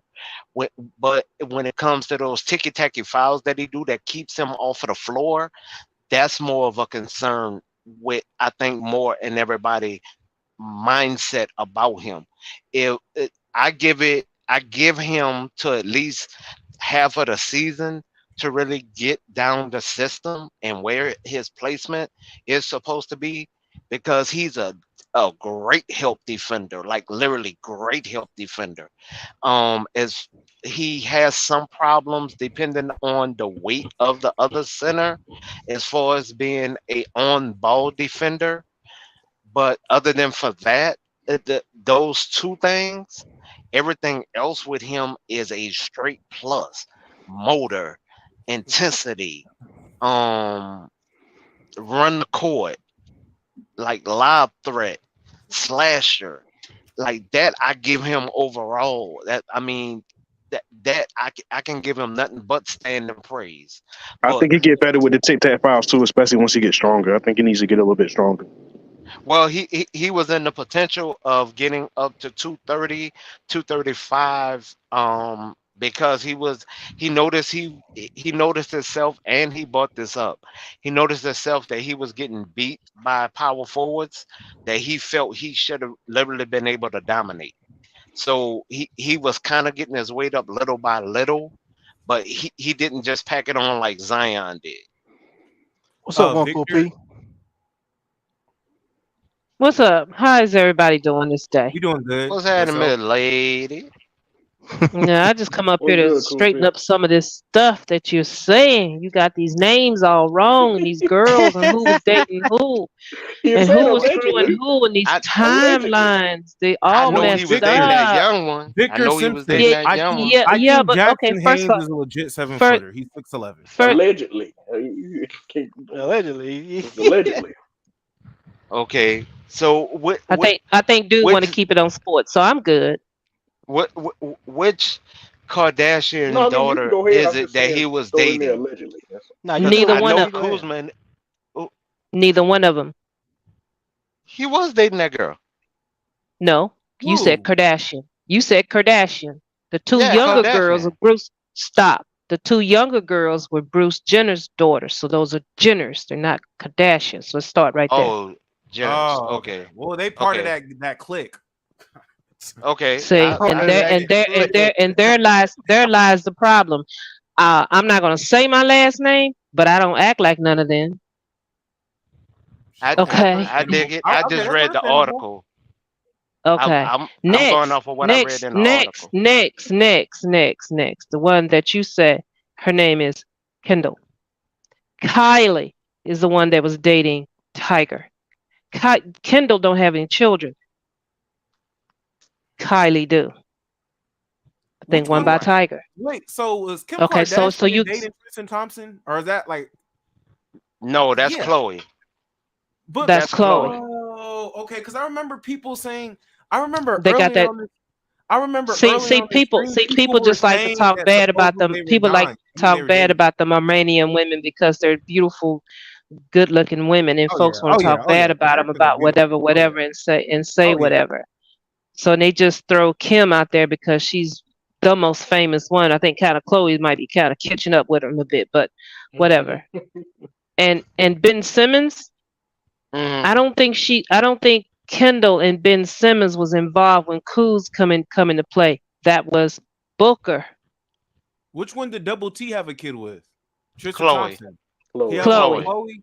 Okay, That's okay. Chloe. Yeah, I was like, I know he's because dating. remember, Okay. because remember Ben Simmons And Booker was kind of going at it a minute behind her because when Ben Simmons and Kendall broke up, Booker come into play. Right, but cool. Booker and her stopped dating for a minute, and she started getting interested in Kuz. Her and Booker got back together. Kuz ended up with the black chick. That's the model that he's with Yeah, it's the now. model now. And Yeah. the model that he's with named Wendy Harlow or Wendy Hooper. I think her name is Harlow. Mm-hmm. That's the one that got him into all the fashion and all the this, that, and the other. And that's the one that he was with when he was been at the Lakers and was making a name for himself. Kendall did not have nothing to do with that around the time Kuz was really making a turn in the NBA at the Lakers. That was Wendy. That was the black No, chick. I Yep. I remember them. I do remember them dating for a short span. I do remember And I them just said dating. that. And I just said that. But I also timelined it for you to say that when when Kuz started making a name for himself in the NBA, making a good turn in his career, he was not with the Jenner girl. He was with the black chick, Winnie. He was with her when he was dyeing his hair and turning on them old funny ass colors and this, that, and the other. He was with the black chick, wasn't with Jenner girl. Yeah, Jenner girl has been I with mean that. the Jenner girl had been with Book for a long time before they just recently broke up. What's up, Alden? I got you, bro. Yeah, but I I'm just saying everybody needs to stop trying to blame it on the Kardashians and the Jenners for what goes no no wrong with no these no no. dudes. No. Yeah, yeah, yeah, I'm yeah, not. yeah. I sit here and I'm listen to no you wait. blame. You I'm said, not yeah, wait, blaming hold, that. rotate back. Dude, you did No no say no that. no no no. Wait His wait wait problems wait wait. started when he got involved with this or the other. You said he took his, how'd you put it? Come on, say it again. I literally said he was not Hmm. concentrating on. He was concentrating outside of basketball. That's what I'm And blaming you it on. and you I am said not. and you Wait, said hold her up, Koopy. name. Hold up, Koopy. I am never blaming it upon a woman. Mm, Just like vice versa. I'm an equal opportunist. If a man is messing up, I blame it on the man. If a woman is okay. messing up, I blame it on the woman. Don't assume with me. I blame I'm it on not the assuming nothing. individual I've been sitting that's here messing listening up. forever. I just was on the phone with my hubby, so I couldn't just chime in right then because we was talking about some things. But I was listening to you. I heard what you said, and I was repeating it to him, and me and him both was just kind of laughing at it because I've been talking forever about this girl and how she was. I'm glad she settled down and with Booker. They seemed to be happy. They was getting a place together. They're in Phoenix. She wasn't that far from home, from LA. Seemed like a better relationship for her.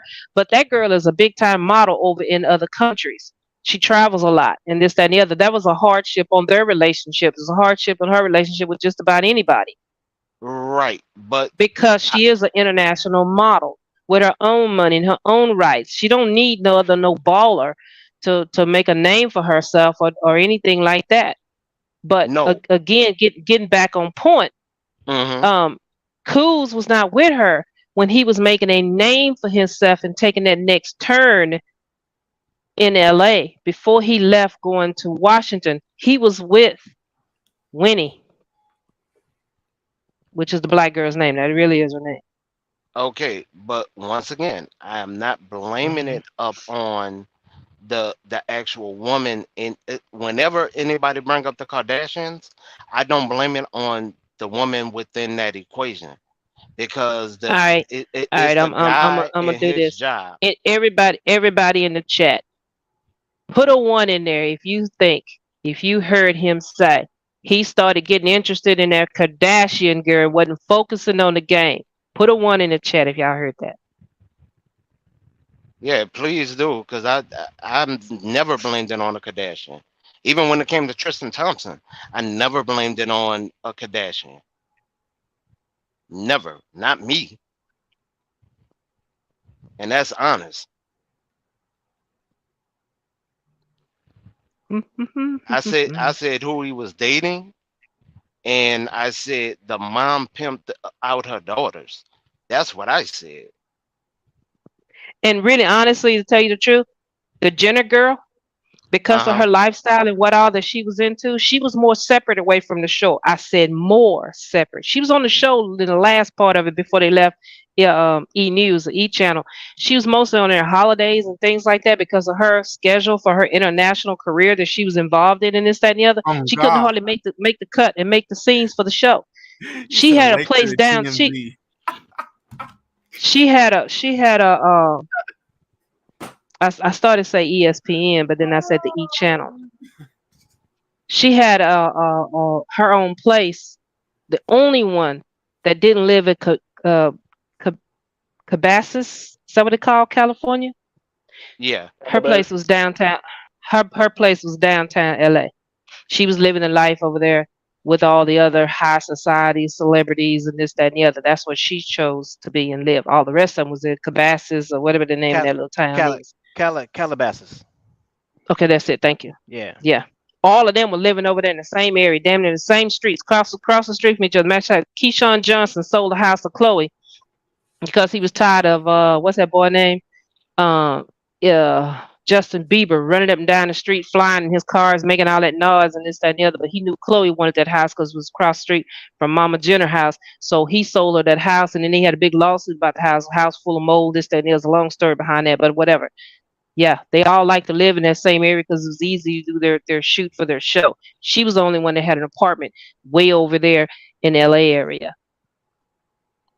And the Yeah. fact that, like See, she I said, don't follow them she like that. come. See, I do. And that's how I can speak on it. I did at that point back then. I started focusing more on other things and I kind of got away from it. But I do remember the last of her relationship with somebody was with Book. And Coos was with the black chick, Winnie. And Winnie is the one that got him interested in all his modeling and clothes and designing and this, that, and the other, and dyeing his hair and so on and so on. Everybody kept blaming it on the Kardashian, which she's not a Kardashian, she's a Jenner, and this, that, and the other. I just want to set the record straight. I'm a kind of Okay. an activist for a few things myself too, I not just I women, but I and did. and for as that other law that you talking about them 12-year-olds, dude, back in the day, slavery time, and even when we came out of slavery, supposed to have been Mhm. freed blacks, uh, you know, sometimes people gave up their older black daughters to the dude next door that had all the goods. It's a barter I trade dig it. system that happened. And so I agree. there are a lot of states that have those laws still on the books. There are a lot of states that legally have consensual sex with a 16-year-old is the law in that state. Right, but Federal in says Virginia right now, they're federal. they're trying to make it 12, like literally Okay, 12 years old. I heard you say all across the state they trying to change that law. They're not trying to change that in every state. About 12 years old is disgusting. That is Yeah, disgusting. they're not trying to trade. They're not trying to change that across all the states. What they're trying to do is abolish some of the old laws that was in existence from back in the 1900s and beyond. That's still on our books about our young people. But now, like I said, there are some states that 16 is legal. Now, the Yeah, federal law, 16. 16 Federal is law. legal. The federal law say you got to be 18. Now, the federal Right. law is across the United States. Across It's the United 18. States. Yep. This is why the feds got involved with R. Kelly's case. See, because some of the states that R. Kelly was involved in with the 17-year-olds, not 16. And I Right. don't even think if I remember correctly, that girl had fake ID to say that she was 18, that her parents bought her. So they had him thinking she was 18. Damn. Yeah, I heard. she showed it to the police. Police That's officer. why he wasn't arrested that day. I heard That's something like their parents were pimping their daughters out though to R. Yes, Kelly. they uh, Like was getting a there. stipend. he would pay Um, them and they would um, go stay at his mansion for like 2 weeks at a time and shit. I'm not going to speak on that in that aspect, but I am going to say this. The mother was grooming the daughter when she was 16, how to get with him, how to act with him, how to set him up, and this, that, and the other. But she was a couple of months from being 17. Once she turned 17, then there's transcripts and there's text messages between the mama and daughter that is now out there that will be a part of his appeal, that is out there that shows the mother and daughters messages back and forth. When R. Kelly was dealing with her at first, she even said to the mother in the text messages, he acts like he's not turned on by me. Why is that, daughter? Because we haven't had sex yet, she said. Why is that? Aren't you doing everything I told you? I told you don't wear red lipstick. He doesn't like red lipstick. He only likes lip gloss. The mother she So, researched this man. oh, okay. I was just about to ask. I was like, so how did she know what the man? Okay, she researched Yeah, him. she Oh, definitely She been filming it. researched this man. She was telling the daughter everything that he likes so like, and how did how that to like? do.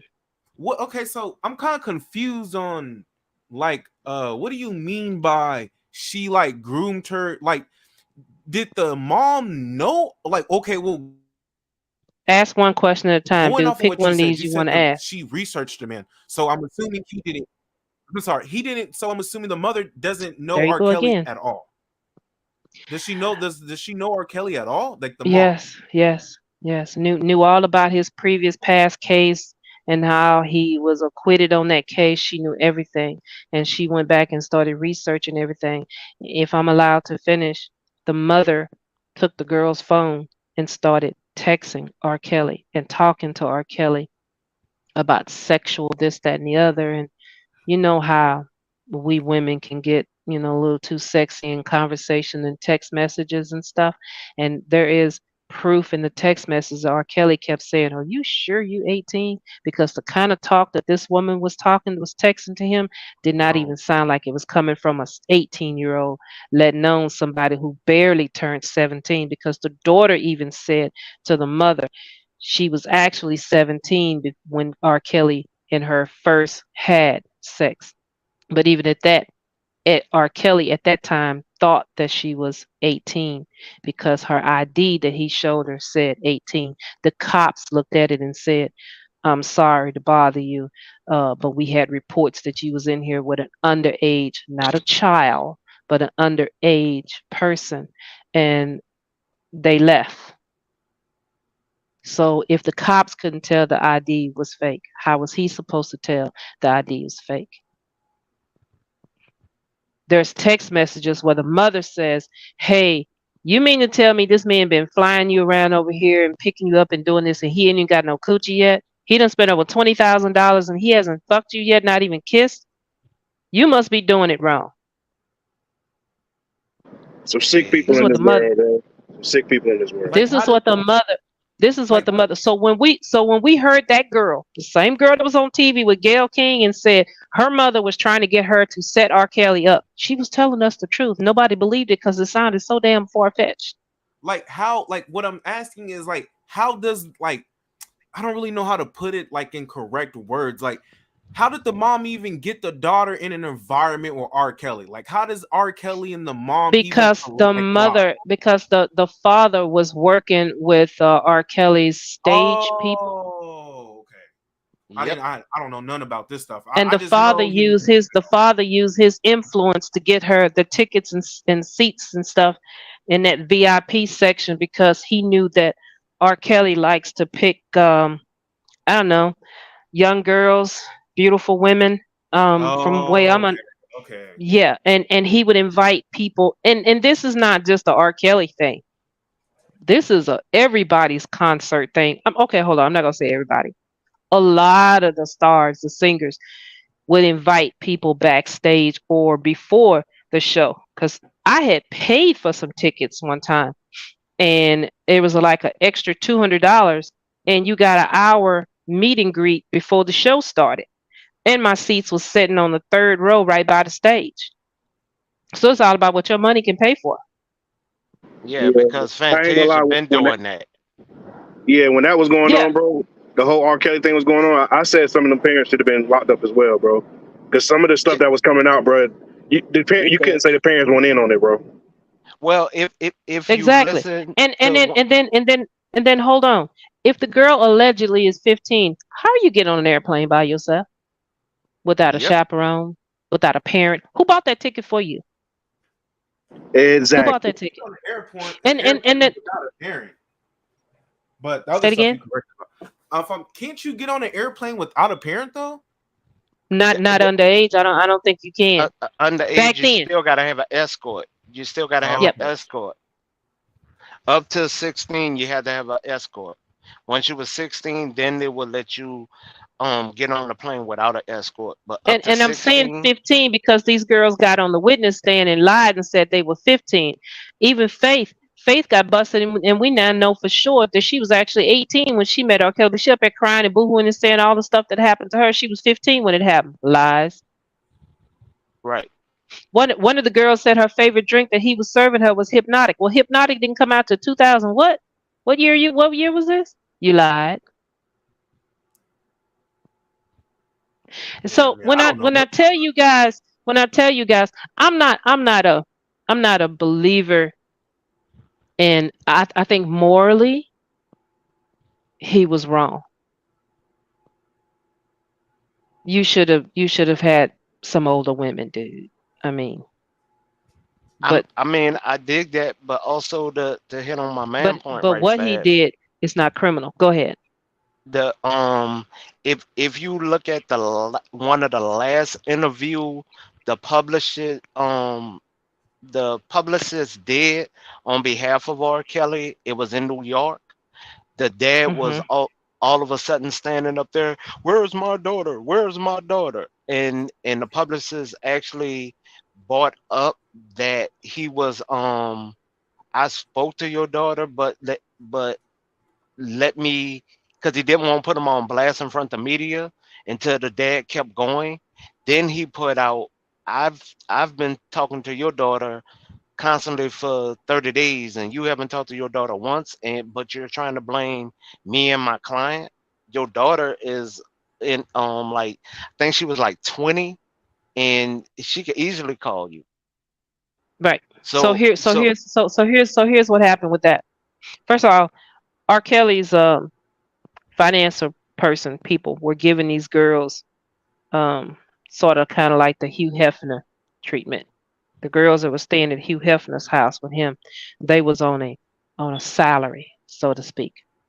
And this is where the government uses the case of treating them like prostitutes or sex labor, whatever you want to call it.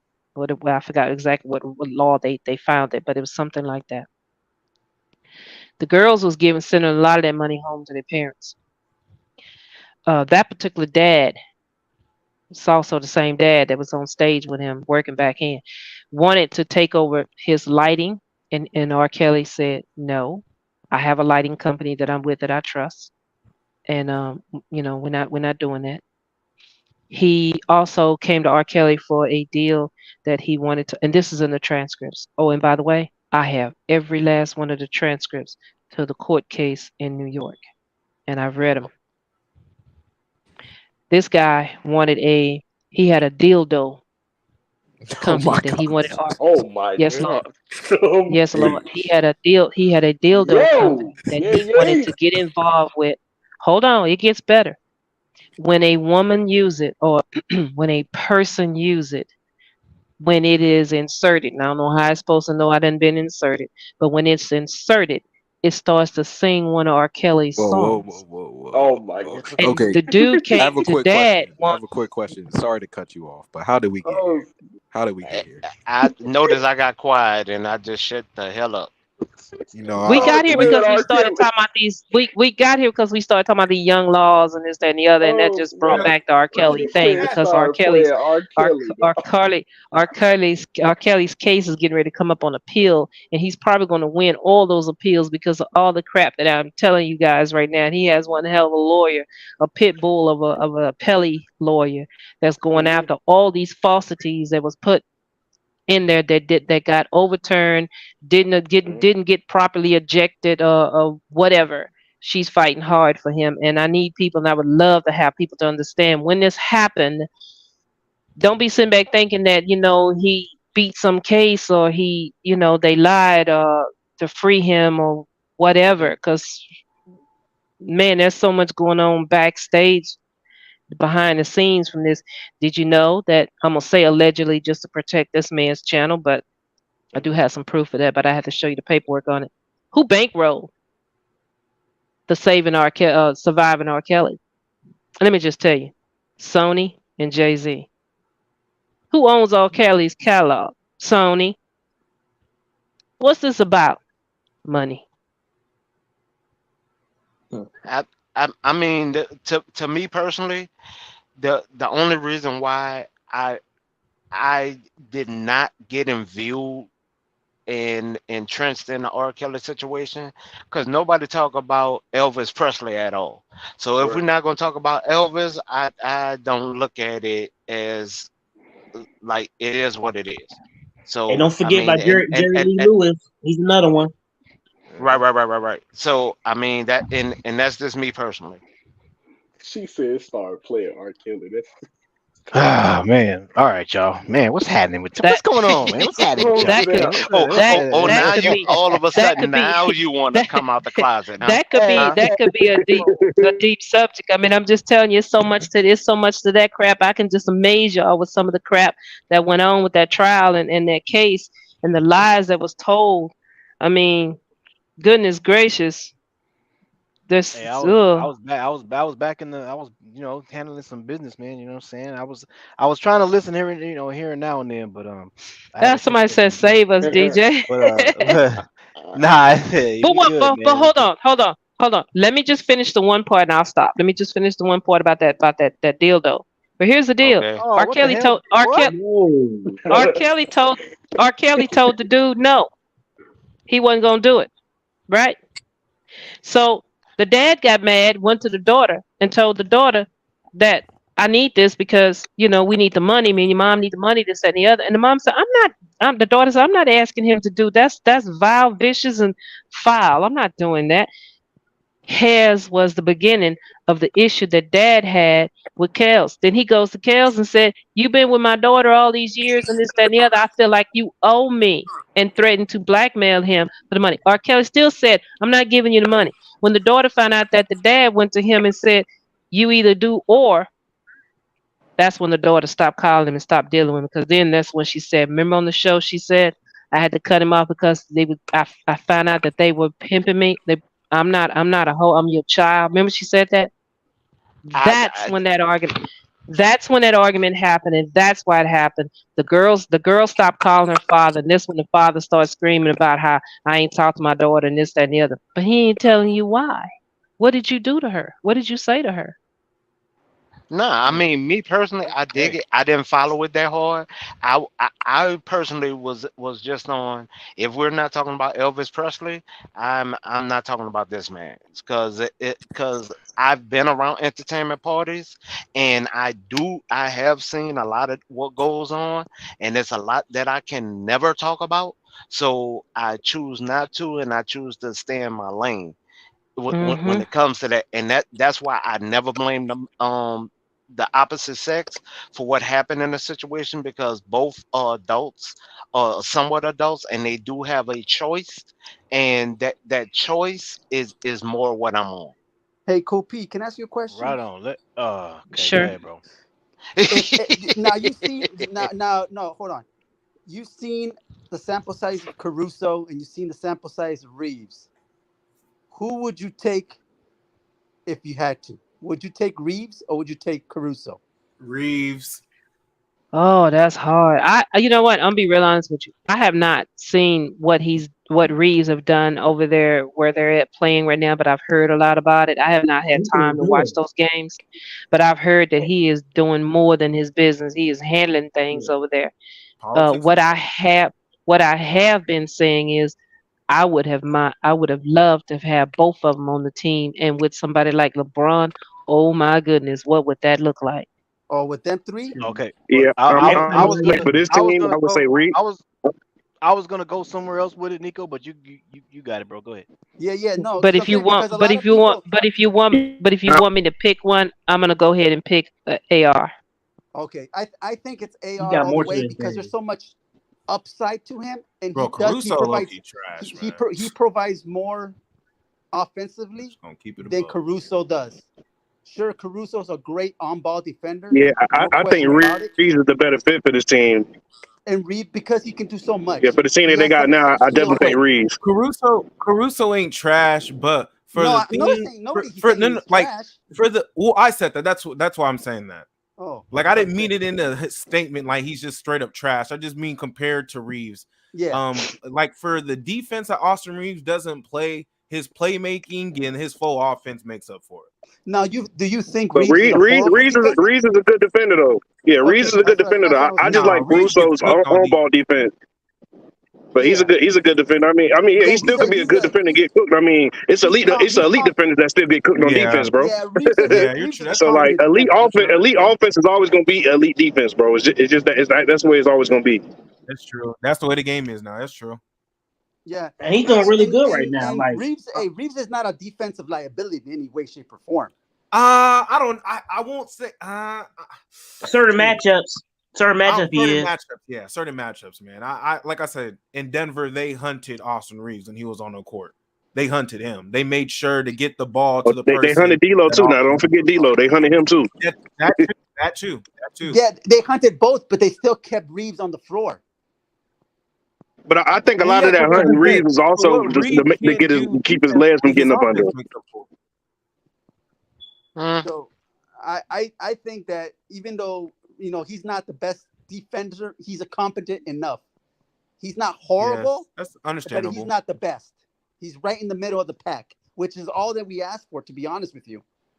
Yeah, I mean, don't be a freaking cone out there. Right. So I mean, he does at least engage on defense. Yeah, he's where pesky. Where other people was not engaging. I'm telling you. So that I will give him. And hustle, when you got hustle and you got grit, bro. Maybe you're not the greatest athletic out there as far as defense, but man, when you got that, but that's effort, Nico. That's all effort. That's effort. Yeah, that's what I'm saying. Effort. When you got that effort, you don't have to be the best on ball defense. Just be enough to get on his nerves. Make him make some mistakes. That's all we ask.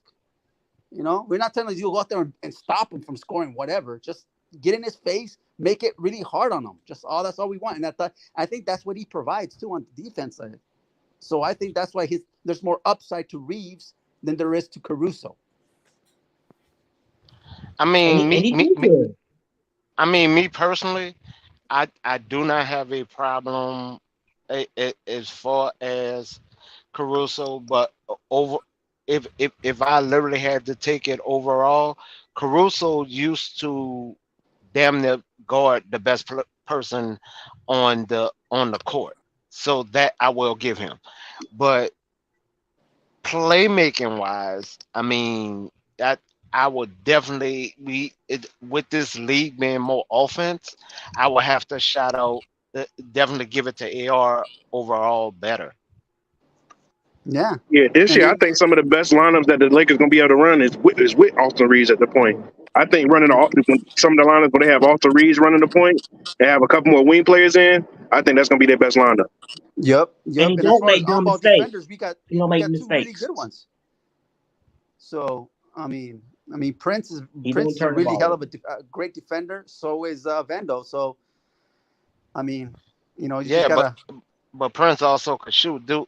Yeah, that's true. It's not just that he's tenacious on defense. Yeah, Empire Jeff has a point, man. Reaves is a good team defender, and that's great. Can you imagine that? Can you imagine that lineup right though? Reaves, Prince, Vando, LeBron, AD. That's going to be a great lineup to run. And see, that's why I'm not too hell bent on getting a center, because I think with those type of lineups, not a center that's going to start, next to AD, because let's be real, AD is going to play the center for real, especially in the playoffs. But especially playoffs and closing lineups. Yep. So you don't want to get a guy on your team who's going to be disgruntled for not getting minutes. So I get you on that. But you could play all these wings, right, and force other teams to play your style of basketball too, according to the. So you think Weston ain't gonna be a starter? The center that we just got from New Orleans, he's not a starting center for you. I think he's a backup. To be real with you, I think he should come off the bench. He can be a starter against the Nuggets. Hayes is a backup. Are you starting Vando or are you starting Hayes? No, you probably gonna start Hayes. Yeah, you probably gonna start Hayes against the Nuggets, just because you're gonna want to be able to let the AD roam. But why? But other teams, but when you play other teams, I mean, just specifically for the Nuggets. Just specifically for the Nuggets. Yeah, I think Hayes is gonna be the best matchup because Hayes is gonna make he's gonna make Joker have to get up and down the court because he can get up and down the court. But So he's Jokic gonna is be able not the to help problem. tire Joker out a little bit more than Vando. But I don't think Vando ain't got Jokic. enough bricks. Vando ain't got enough bricks in his back pocket to deal with him 1-on-1. But If Jokic, you say Rui, I give you Rui because Rui is strong enough, but I don't think Vando is that strong enough to deal with him like that. bro, I don't think Jokic is a problem. It's the others around him, to be honest. That's just hitting timely shots. Oh yeah, I give you on that too. I give you Because that. I feel like I give you AD that. could definitely hold his own against Jokic. I mean, he's had the most success against Jokic like throughout the whole playoffs. Held Jokic to under 48%. I mean, he's the only one to do that. I mean, yeah, Jokic hit like crazy half court shots, but those are just great shots. So I think it's like the Jamal but Murray. you don't want AD. You don't want AD holding him the whole game, though. Is what I'm saying. So you start off with giving Jackson Hayes that assignment to begin with, but the end of the game you put AD on him. Is what I'm saying. But to start off, you want to help try to keep AD a little bit more fresher. If that makes sense.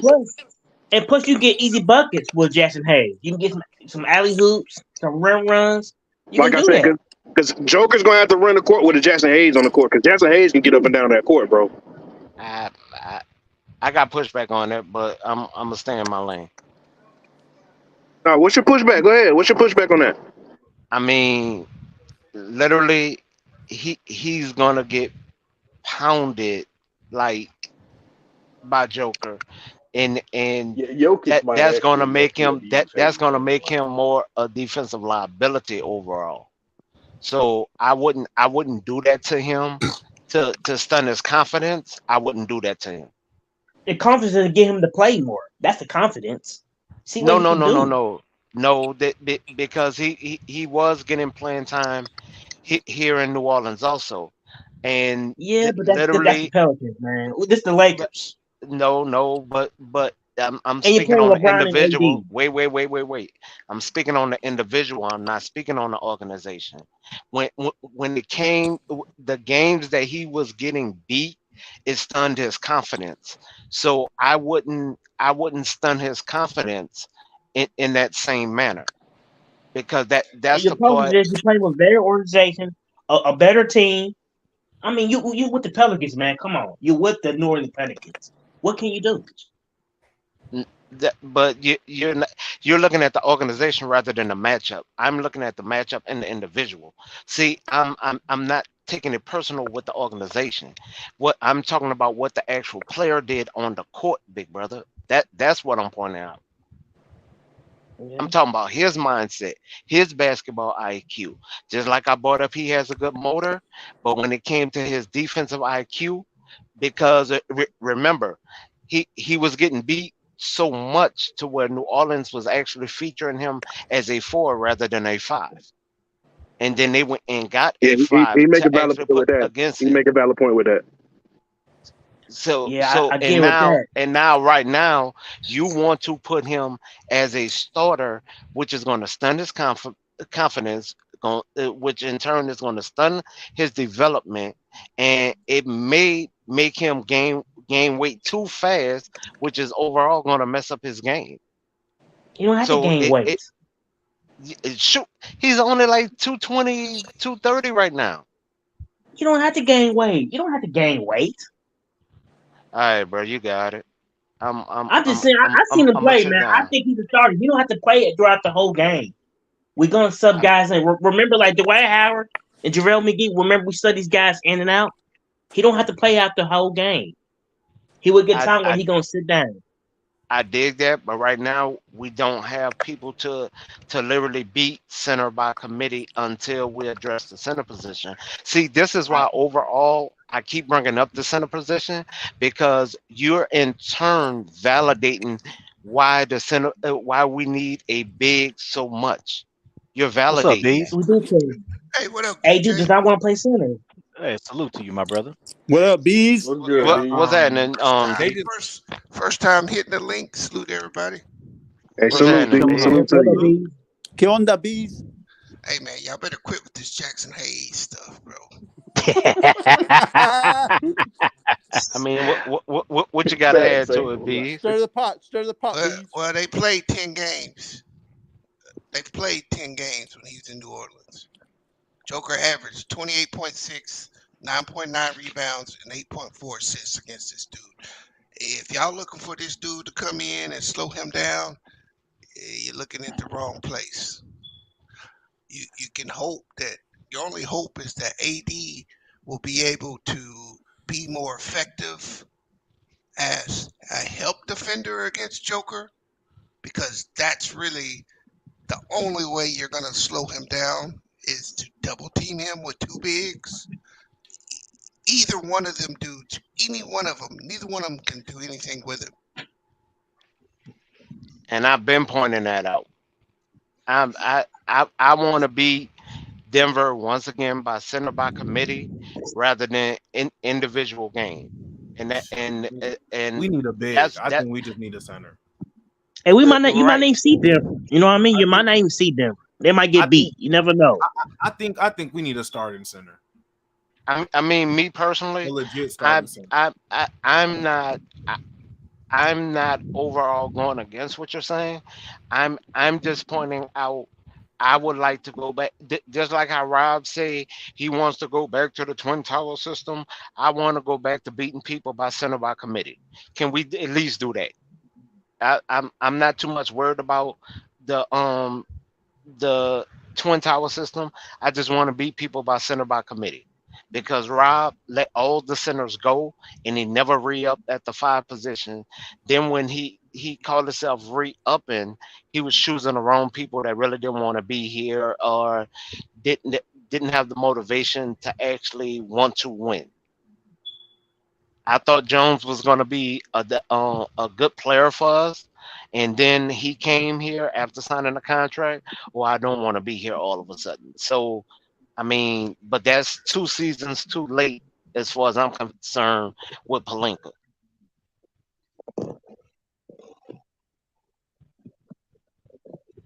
Anybody got any pushback to that? Anybody? I mean, no, I agree with the committee. I mean, I think that's what's going to be best for him. But I'm just saying, I was just saying, just starting Jackson Hayes, just because, like I said, that would let him then just be more of a roamer. I wasn't saying finish that way, but just start that way, because that's when they had success. That's a little bit of success they had against them when they had Rui on them and AD was able to roam. They were able to have more success that way as a team. Bro, AD is not a center. He's not a center. He's not. He don't want to play center. His body just it can't hold up. It can't hold up with centers. But okay, but he's still a really good player. But when you take that many ankle injuries, and don't get me wrong, I'm sure he's recovered from them. But you just, man, every injury you just get stiff. You just get more and more and more and more and more stiff. Like you recover from it to where it doesn't affect you, but your mobility in them just isn't as good. I mean, just go watch younger AD. Like his functionality is just AD's not he can't play center no more. Okay, but also for the people in the back, you actually got to bring up why. AD had a growth spurt. When he had that, before he had that growth spurt, what position did the man play? That is true. The man was a point guard, and a lot of people don't even understand that. That man was a point guard before he had that growth spurt. He was jumping over people, though. Yes. Yeah, but he actually was a PG, and a lot of people do not bring that up. That's very true. I guess my question is, why don't they just keep AD at center? Use Jackson Hayes as a backup, and Joker's gonna get his points. I think it's because they don't. AD has said he doesn't like to play center. I think that's what it. I think. But I get what Bees is saying. Bees is saying let Joker get his and basically stop everybody else. Right, because the problem is that when you move AD from center, you got to move LeBron from power forward. LeBron don't need to be playing a wing. Thank you. He can't. You can't move LeBron to the wing. If you don't have wing defenders in this league, you cooked. Well, what they do, and they show tendencies of that last year. What they do is on offensive side, LeBron plays small forward. On the defensive side, LeBron plays the power forward. Right. No, and that's what I'm saying. You can't have him on the wing on defense. And when you move AD to the power forward, you push LeBron back to the wing. and he is too old to be trying to play wing with the wings in this league. And you feel Not like he can't defend. He can't defend at this level no more. No, Like he's he just not. can't. He's not gonna. It's not even about defending at the level. It's you're going to require him to expend his energy you need on offense on defense. say that again. Say that again, because That that's the part I be trying to that get people to acknowledge. that's all you're asking him to do when you move him to the wing, and then you're going to expect him to close the game for you, and he ain't going to be there. That's a fact, Bees. That's a fact. Great point, Bees. So this Anthony Davis not wanting to play, he don't want to play center. That's just too bad. I mean, right now, he's technically going to be the overall center by default, because once again, Pelinka did not restock the center position, and then on top of that, you have where for the first time really in this man's career, I could really point that out. For the first time in this man's career, he literally got legitimate backups to where you can limit his minutes to like 30 minutes a game. To where before, this man has not had the type of backups he got right now.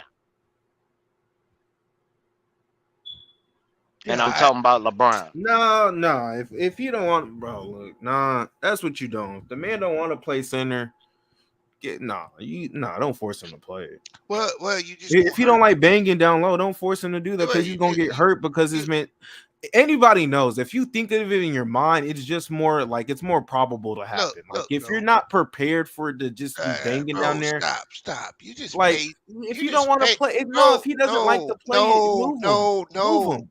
You just paid this man $186 million. You best get out there and produce. I hope, man. If he doesn't like AD, don't like banging down low. His body can't handle it. Look, so you're gonna shift what is going to make you a better team to make him happy.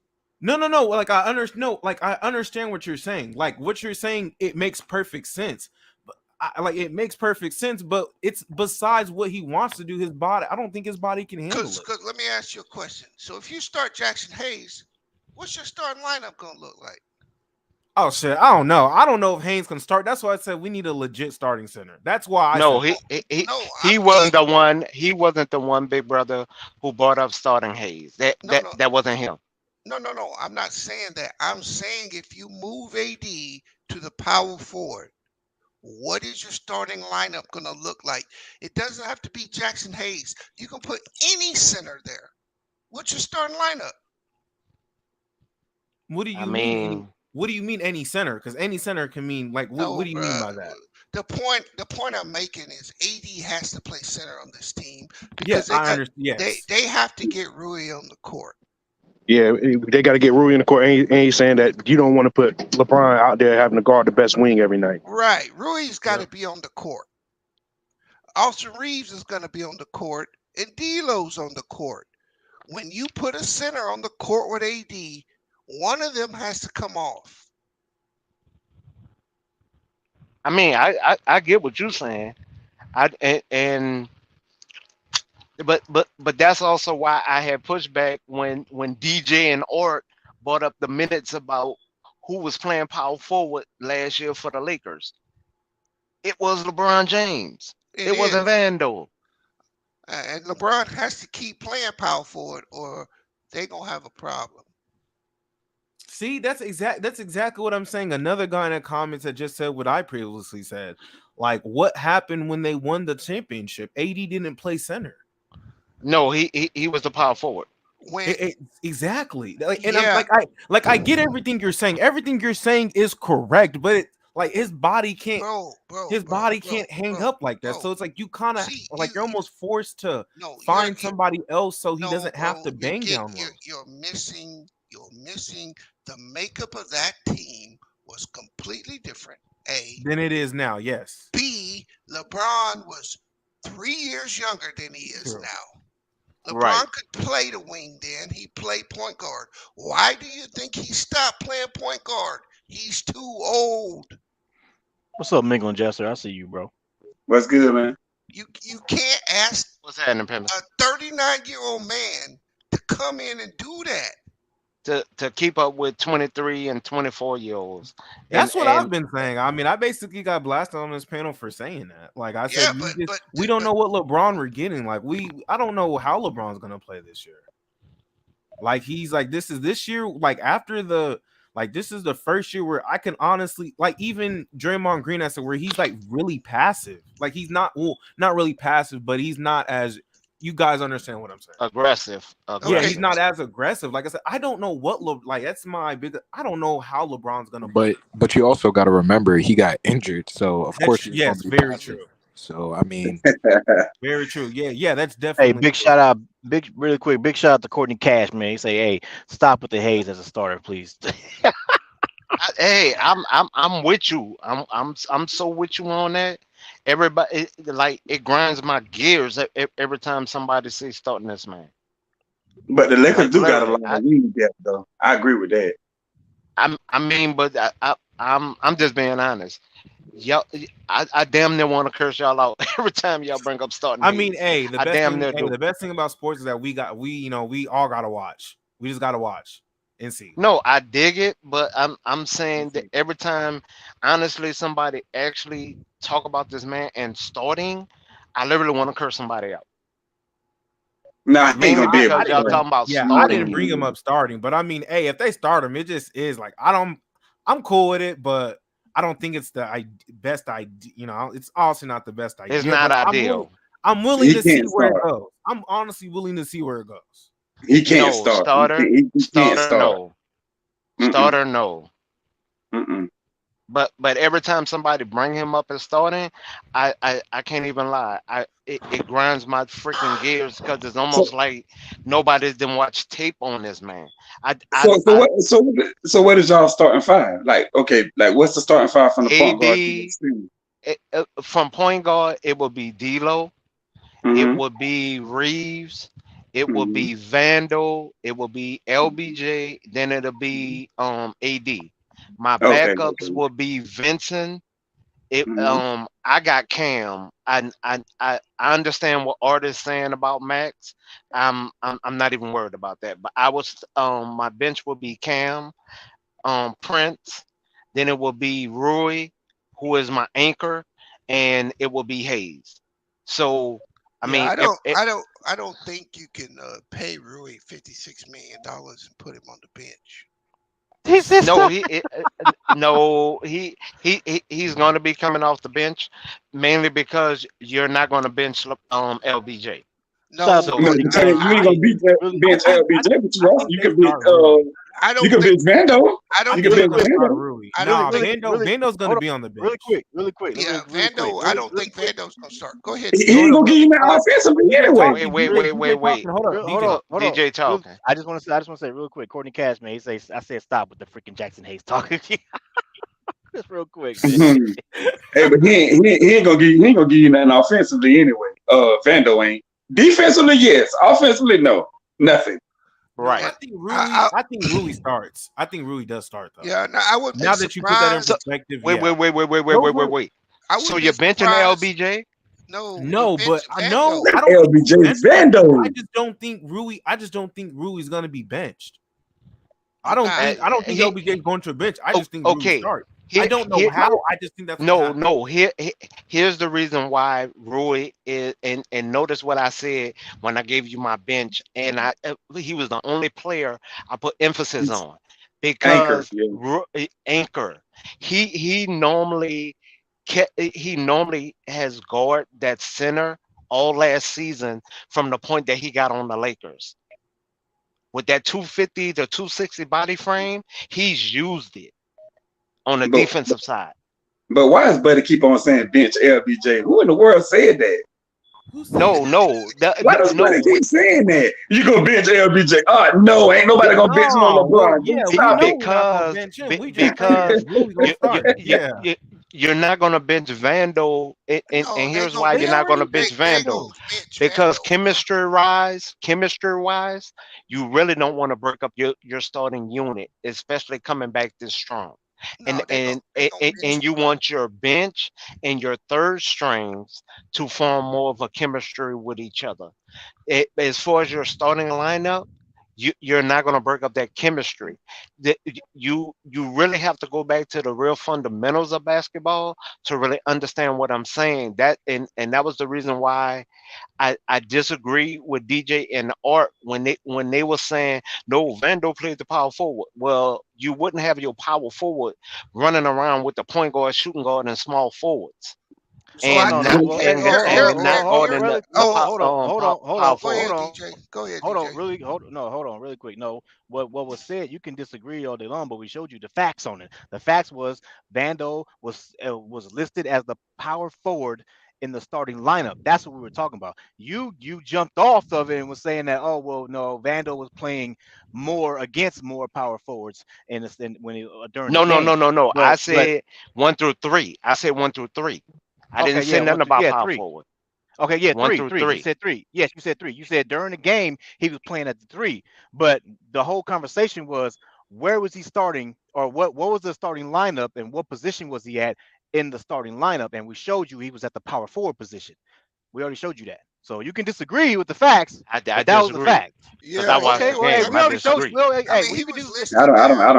I He don't was think it's a listed. thing. No, DJ, right? He was listed there, but he didn't play there.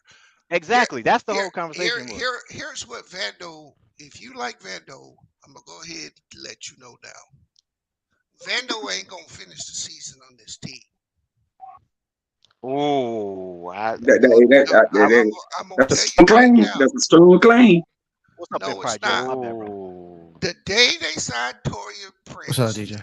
he became expendable.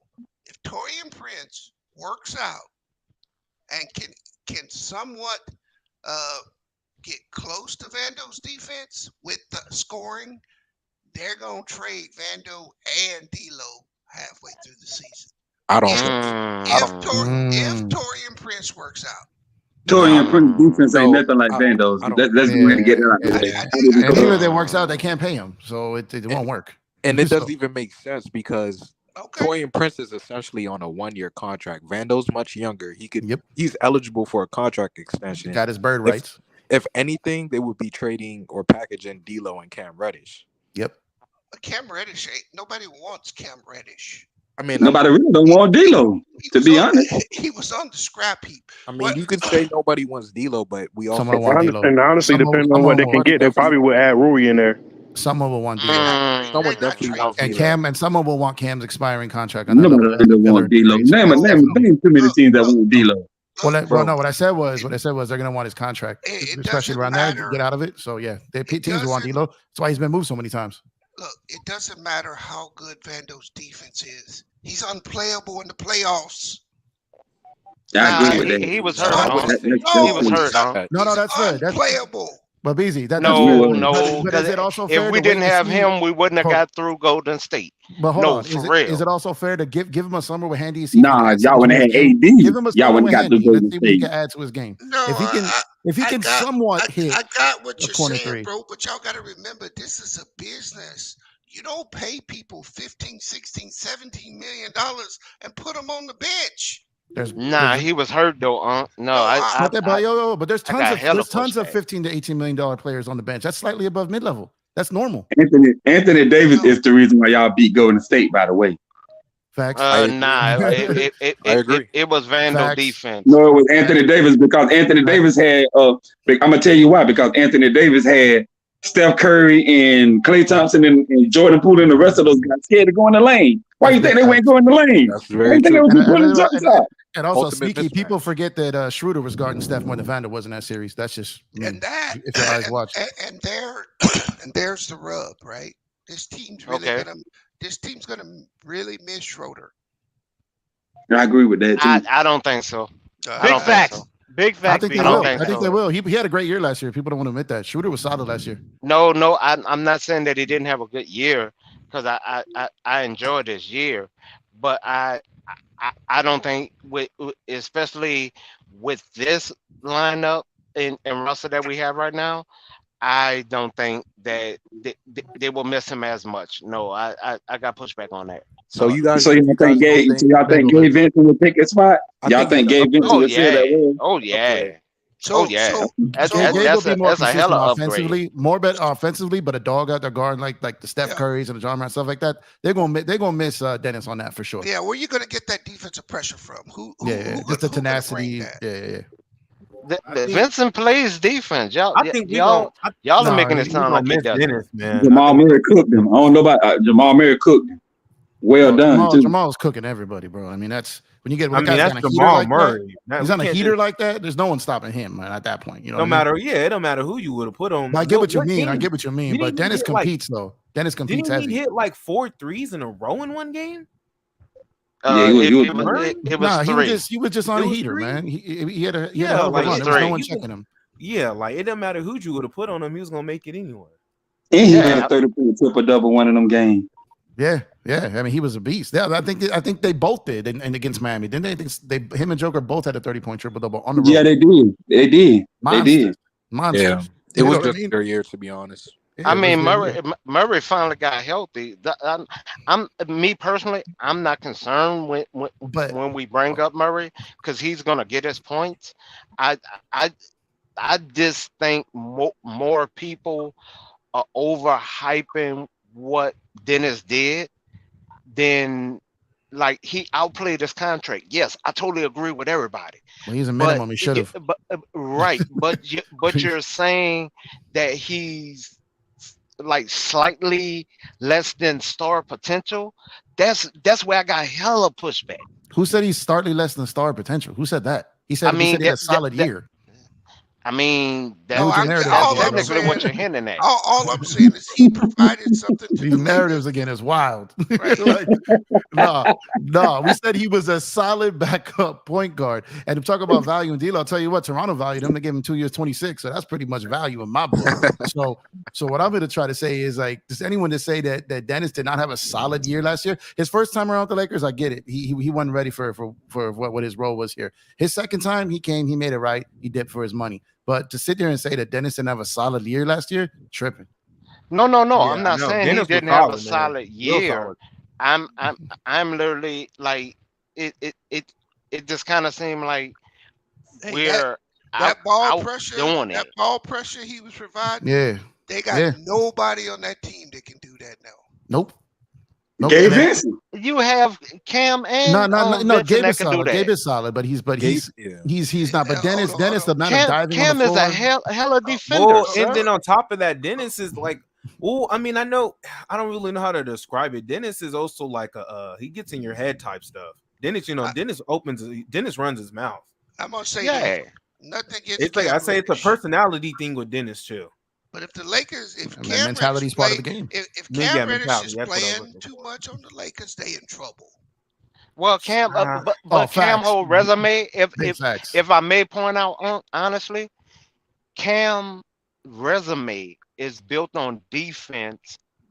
Then the offense comes in. It is built on defensive prowess. Then scoring at least 8 to 10 points a game. Yes, But my man, I think it's the other way around, brother. Well, yeah. What resume are you No, looking at? no. The resume of him sitting on the bench? Because I don't know what resume you're looking at.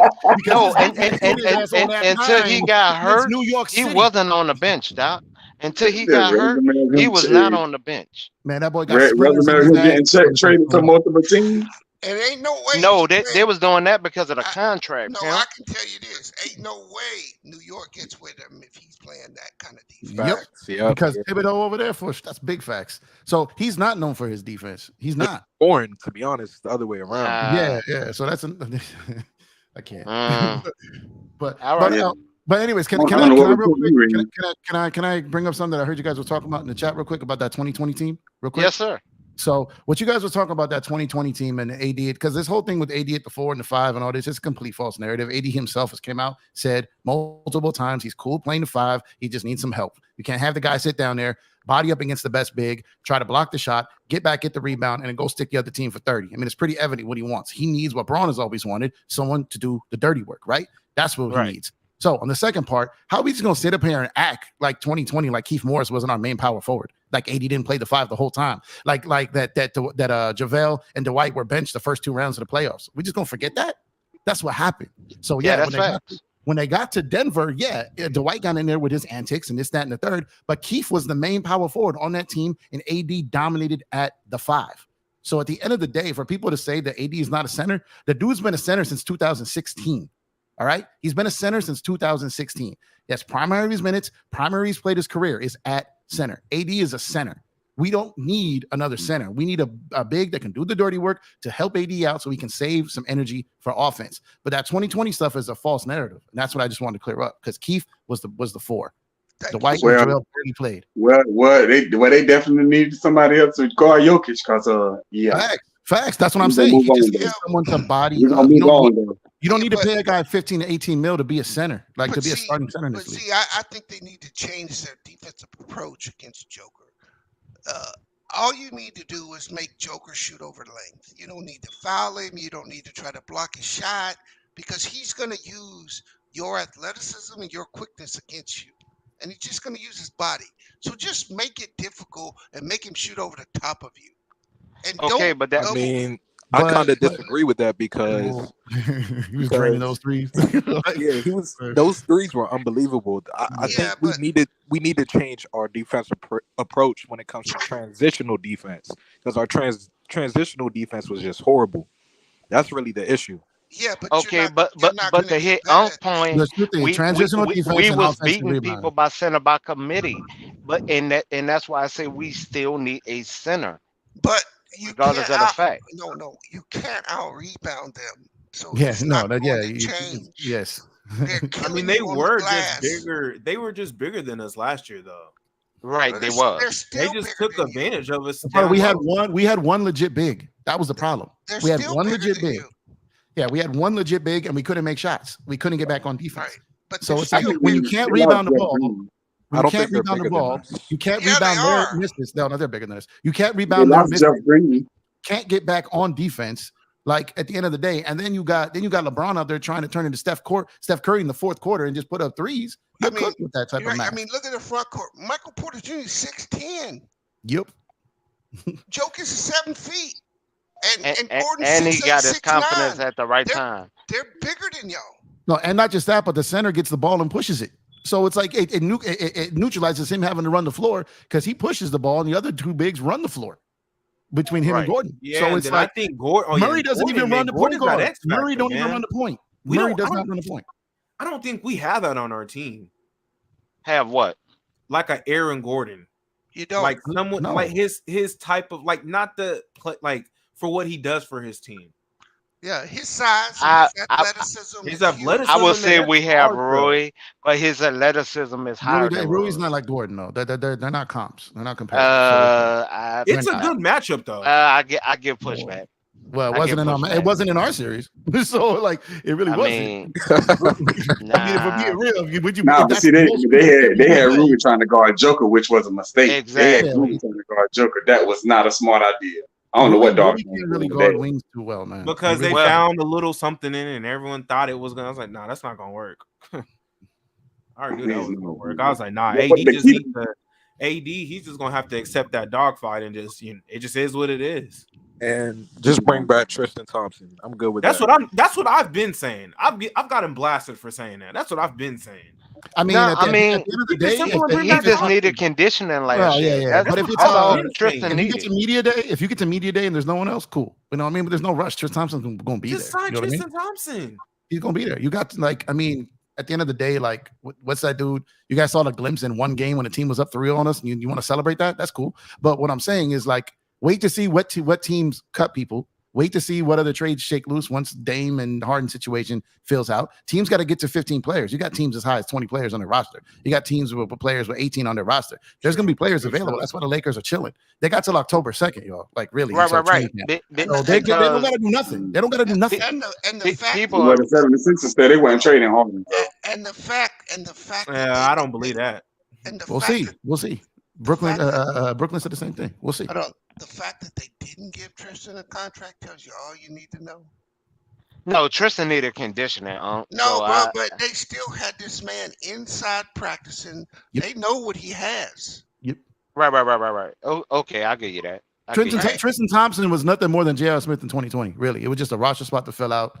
One of my I don't think they really had intentions to play him. So what y'all saying? So y'all saying, hold on. So y'all saying that Jackson Hayes can't be used at all? That's what y'all telling me? No. That's the energy. No. We're only pushing back on starting him. That's all. As far as him being a backup, yes, I would have him as of right now with the current roster. Yes, he coming off of the bench, first center off of the bench. Yes, sir. But it just depends on who's on the buyout market. Is how you will slice the minutes. It is, I think, what everybody's aiming at is how the minutes are going to slash, because I think it's an overall consensus that we technically all are agreeing in a roundabout way that we all technically want to go back to beating center by committee rather than depending on. I personally, before I would have signed a Tristan Thompson, I would keep Wyndon Gabriel. No, he's a power forward, not a center. He lunch meat in the post. He barbecue chicken all day. I agree with that because I do. He barbecue chicken all day. I think Gabriel definitely. I think he played well enough for another contract. Well, no, cool. Power forward, yes. Center, no. Not a center. 29 other teams don't agree because no one signed him. On the team. As long as he's on our team, he definitely played well. What I'm saying is, when you're looking for these energy, dirty work guys, you had one. You had Hell one, yeah. right? Okay. And he was solid. Gabriel was solid, especially towards the end of the season. There's really nobody out there that you can bring in at this point that's going to move the needle.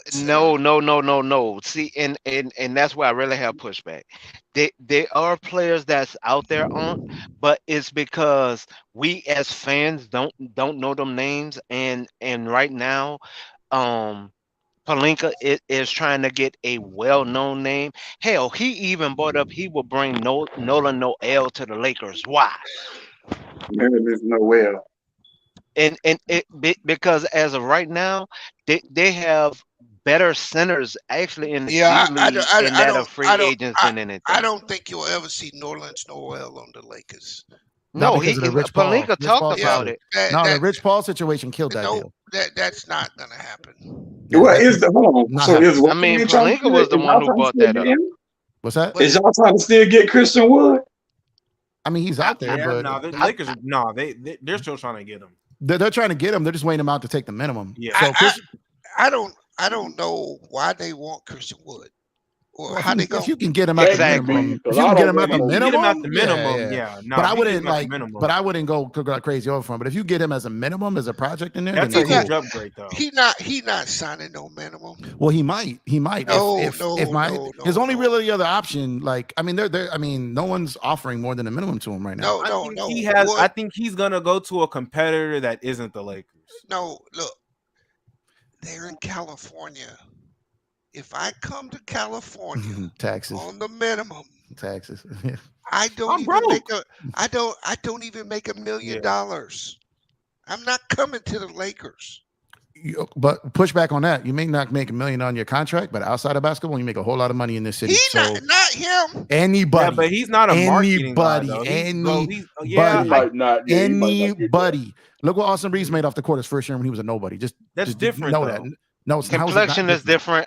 You can't bring that up. Complexion is different. Nope. Don't do it. I was just about to say don't do it. Don't do it. Okay. Public don't you do it. Complexion is What different. you trying to say white privilege, huh? You trying to call it white privilege, huh? Tell me y'all don't live in the city or know the city without telling me you don't know the city. Tell me you don't know the city without telling me you know the city. DJ, you know what's up, man. Come on now. DJ, complexion is different. No, I understand. I think he walked away from it. Yeah. And anybody who's actually, in these LA streets, anyone who's in LA who actually is in this city of the team they talk about, they know what it is. So like what No, I'm saying is I like, know what you're saying. I yeah, the got dude what will you're make saying. more than $1 million just being a Laker. Like that's a Right, but fact. that No, That is no, an that I absolute give fact. you, but the complexion is different. And like Reeves, it's Okay, not just but, that. but You real quick, also real have quick, real wait, wait, quick, wait, real wait, quick, real wait. quick. You The have only to two look at the colors that matter in backstory for Lakerland are Reeves. purple and gold, brother. I'm telling you right now. If you are a Laker, No, you I don't make disagree with money. that. yeah, but No, he I not don't coming. disagree with that. Hey, But I'm Go also ask saying, Kent Bazemore how look, much he made when he came back in look, 2022. what he look at the make? backstory with Reeves, and that is What more what Kent Base? entertaining Yeah, than anything. what Kent Bazemore make as a Laker? What it Kent Bazemore make is, Uh, Yeah, off the court. Anybody know? I'll have to look it up. I don't know off the top of my head, but I know what I'm saying, like he's a Laker. He gets paid for appearances. Like that's a fact. Any Laker down to the guys who never even suit up get paid for appearances. So like yeah, I they mean, I make give you money, that. bro. Yeah. So I that mean, all I'm I trying to give say you is that, it but you're offsets. It trying to. offsets. Nah. That I Not mean, not even for with him being a hometown kid, I got hella pushback because of right now. Extremely because of right now, all he's doing is using the Lakers as a prompt, trying to sell Girl Scout cookies. Exactly, trying to get money from everybody else. From who? actually. From He's who? not Not coming to the Lakers. he's He's not not coming. using He's From the not other coming Lakers to at LA. all teams. because Dallas actually wants to sign and trade him. Yes. He's not taking no minimum. But he said at the beginning of free agents, and that's why I bring this up. He said he want between 8 and 12 mil. What was his actually came out of his mouth in an interview. He feel that he's worth that. Now, He's not getting that. so at bare minimum, I think he's looking in his mindset is that he'll take 5. So a veteran minimum to him is almost like an insult, and that's really why I brought up the minutes if he doesn't play. That's the main reason why I brought that up, because his next contract will definitely not be the same, because he won't be featured in those minutes, because I think Jackson is going to get more of that time.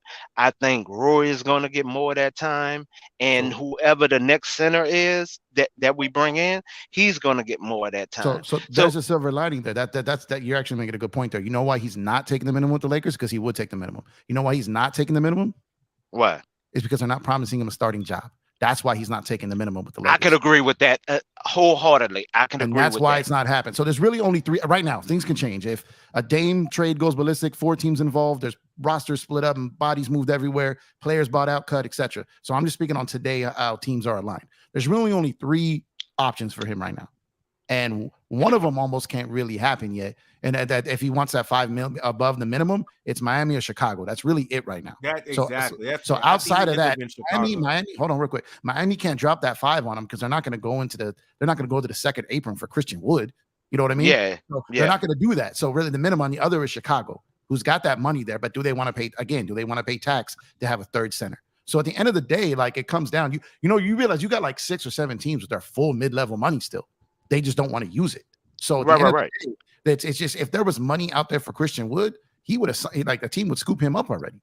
So at the end of the day, like he wants a starting job. You mean if the market was there? If the market was really there, but because he waited too long, because like you said, he was trying to get between 10, 12 or up. That when that money washed up, you either go from like 12 up or like minimum the 4.5, right? And then when those 4.5s wash up, those biannual exceptions wash up, right? Because again, who wants to be hard capped for Christian Wood, right? Who wants to pay tax for Christian Wood, right? So at the end of the day, when you look back and you actually know the mathematics of the stuff, there's not much out there for him. So to sit back and say he won't take the minimum, so only to sit there and say he won't take a minimum. Good point. That's not real. If the Lakers offered him the starting center position for the Los Angeles Lakers at the minimum, he would take it, but they're not offering that. Nor should they. Right. So at this point, that's the main reason why I have pushback when people campaign for him, is because I actually look at the numbers of these contracts and the chemistry of the player and what can they bring to a team. Not just with me being a Laker fan, like on any team. So I really do look at that, because potential trades are out there for certain situations. And Vic, just like you said, yes, he's waiting on Miami, but he's waiting on Miami because Miami, I think, put two power forwards within that trade with Portland, and one of them they really want to develop him, but they still made him a part of that trade. But Portland only denied the trade because they said they wanted 2 first-round picks rather than a first-round pick and 2 second-round picks. They want 4. So it was 4. They want 4. Yeah. Okay, that's why that deal's not done. So like what I'm saying is like the Christian Wood situation, the canvas, yeah. they want. I mean, they want between 3 and 4 first-round picks, pick swaps, and seconds. So they're not gonna get a Gobert. I can say this: we're not gonna have another Gobert and Mitchell situation ever, pretty much again in basketball until we get another face of the league. I can honestly say that. Danny Ainge, I don't know what he slipped in them people drink. What he? I mean, Phoenix got it. I mean, Brooklyn got it for the KDD. Teams will do it. You know what I mean? Miami this CBA is hectic though. Yeah. But KD is kind of like a face of the league. Yeah, but that new CBA for what this deal is trying to do doesn't take place till next summer, so they're straight with it right now. But what I'm saying is like the problem is Dame only saying he wants to go to Miami. Like then what that does is like Miami's trying to sit back and be cute, being like, well, he wants to be here. We'll wait it out. But you got to be careful with teams like that because I'm telling you, like Paul George didn't want to go to OKC, but Indiana was like, forget you, Lakers. No, bye. We're sending him here. Kawhi didn't want to go to Toronto. Guess where San Antonio sent him. So at the end of the day, like if a deal comes alive that's best for Portland and the other team is cool taking on Dame and seeing what's going to happen with that, KG didn't want to go to Boston at first. Exactly. You know what I mean? So like what I'm trying to say is like the narratives are this, that, and the third. But what I'm trying to say is there's no guarantee because Miami doesn't even have the top 5 package for Dame. It's just a ski mask move. They're trying to rob him. You know what I mean? So at the end of the day, like, yeah, AD wanted to be a Laker, but if the Lakers didn't come with it and they didn't offer up what they did, he'd be a Knick. You know what I mean? So at the end of the day, like you got to have something that team wants. That's our best player in franchise history, in my opinion. You know what I mean? So at the end of the day, like, you got to get something of value for him. That's exactly what I've been saying. And they were like, I'd give up those. I'm like, no, if I'm not getting almost a superstar in return, I'm not giving. No. They don't know. But that's where I disagree. They don't need a superstar because they want to bottom out. They need valuable picks. No, I'm not doing that. So guy that's talking. Yeah. All that you're saying. So guy that's talking. If you was a GM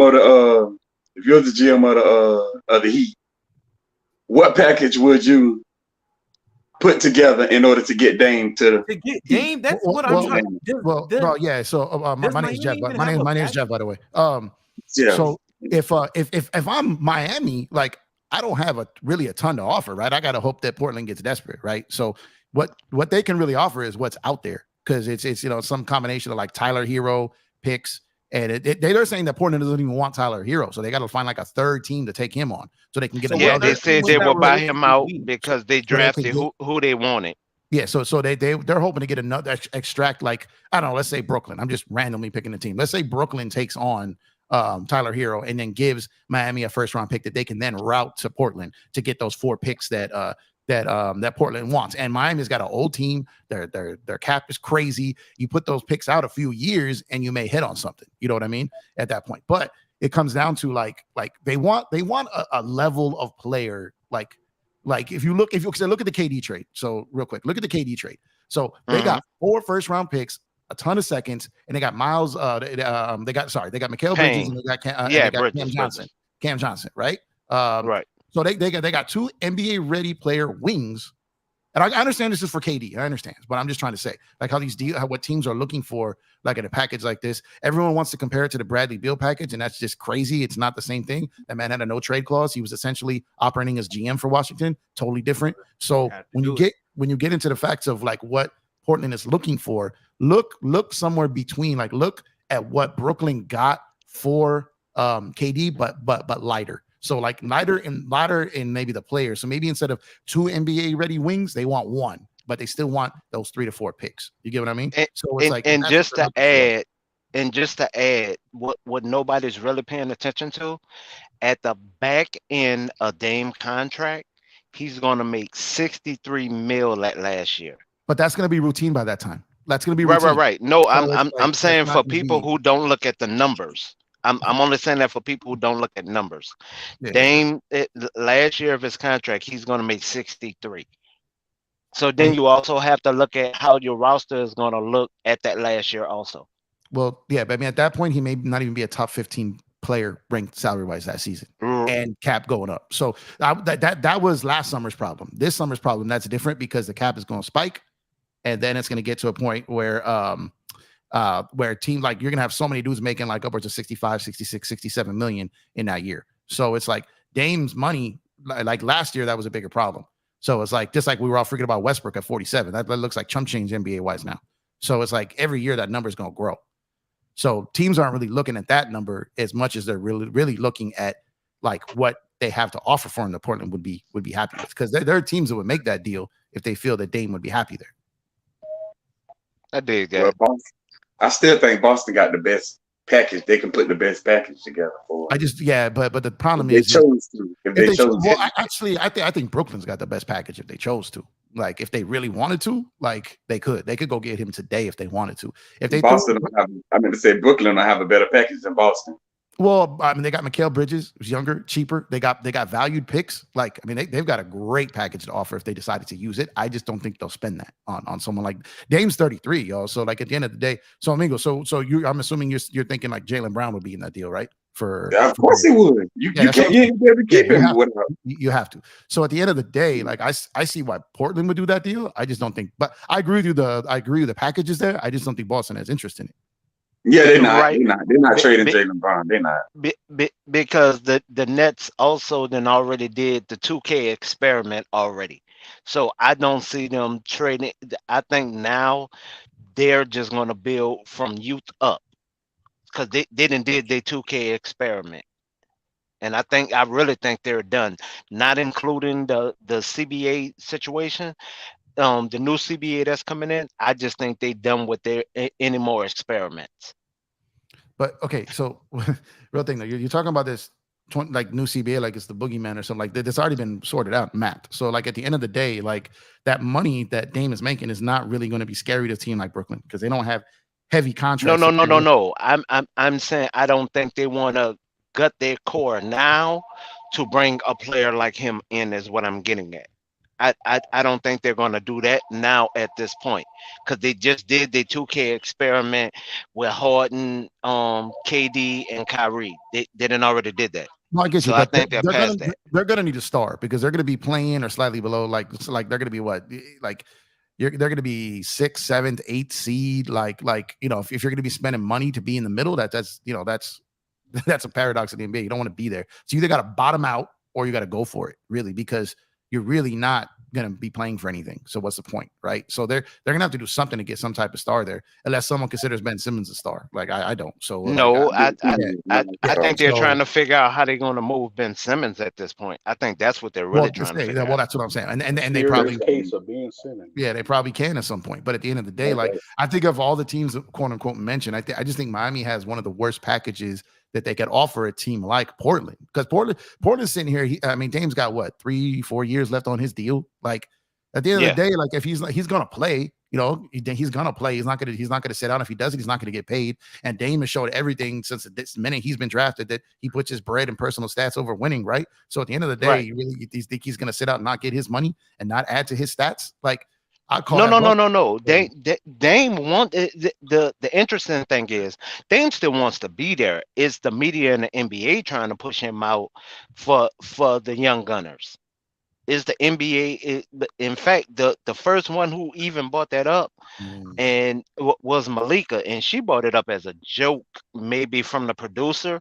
But it once she said that, it gained so much traction to where it was ridiculous.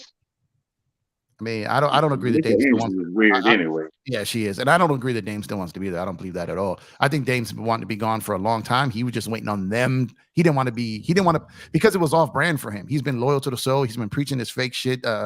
Dame is full of shit, bro. So at the end of the day, like he's been out there spitting this loyalty stuff, but in the background, he's praying that they trade him. You know what I mean? So it's like, if finally they're like, no, we're not going to be the dude. We're not going to be the team that trades our franchise, our greatest player of all time. You got to publicly say it.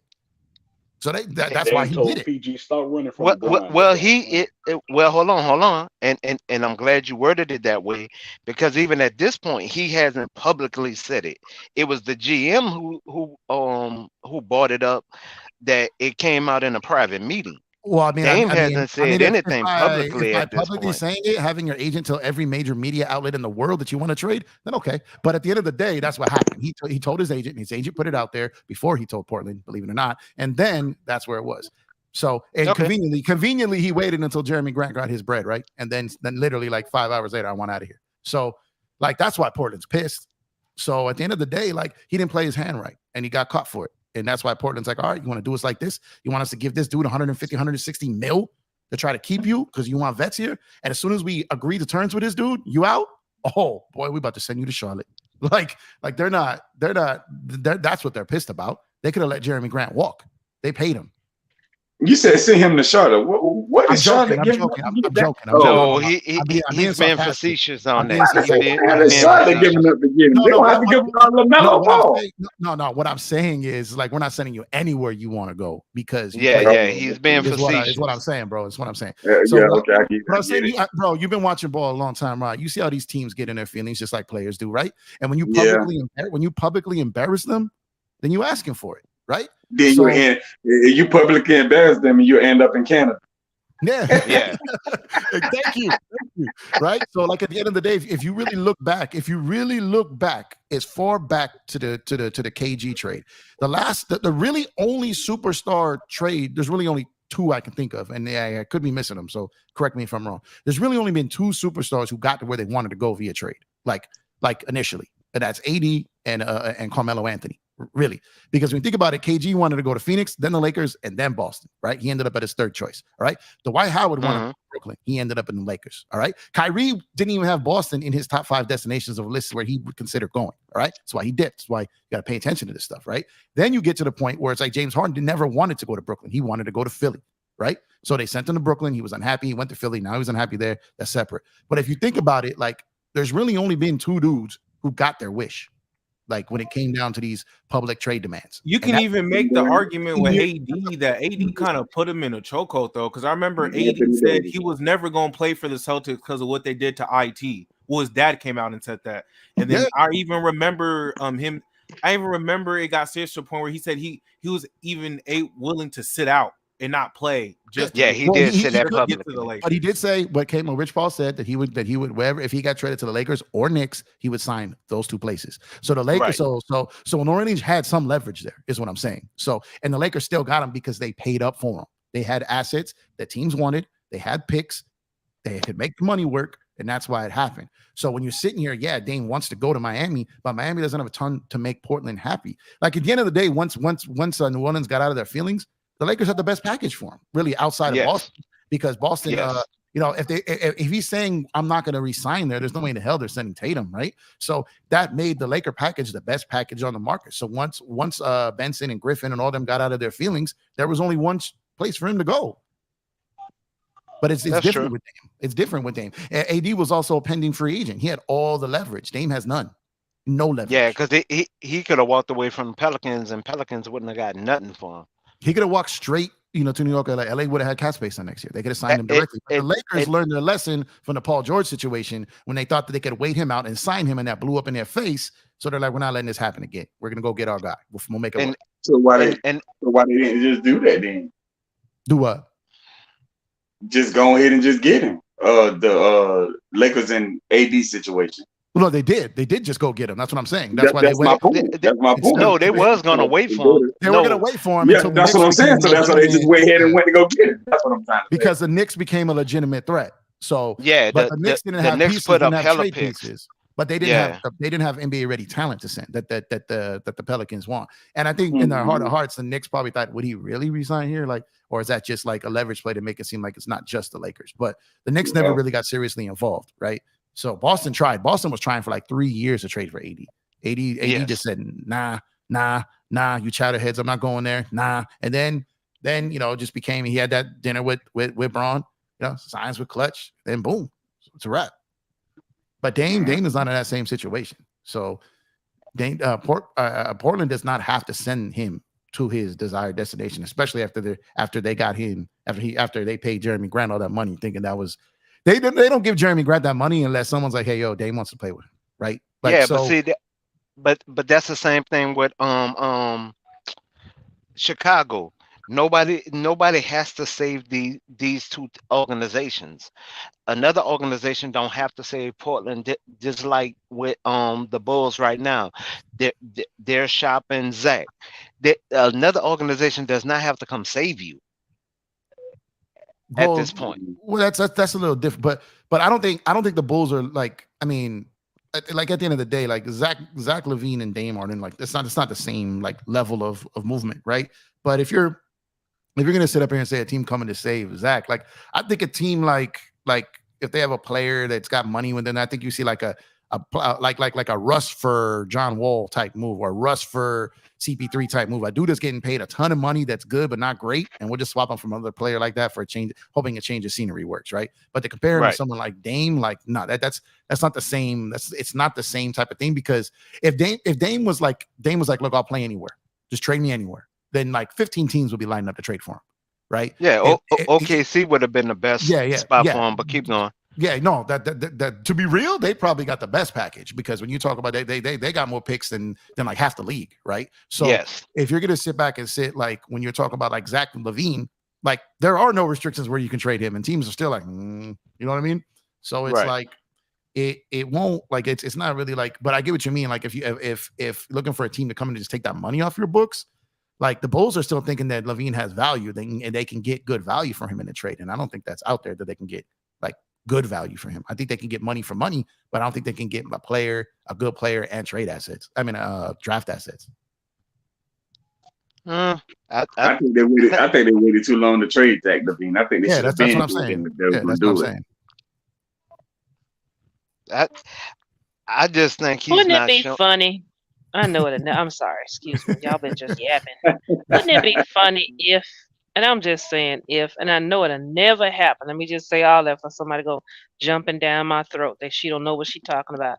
I just said, wouldn't it be funny? And one more time, it'll never happen.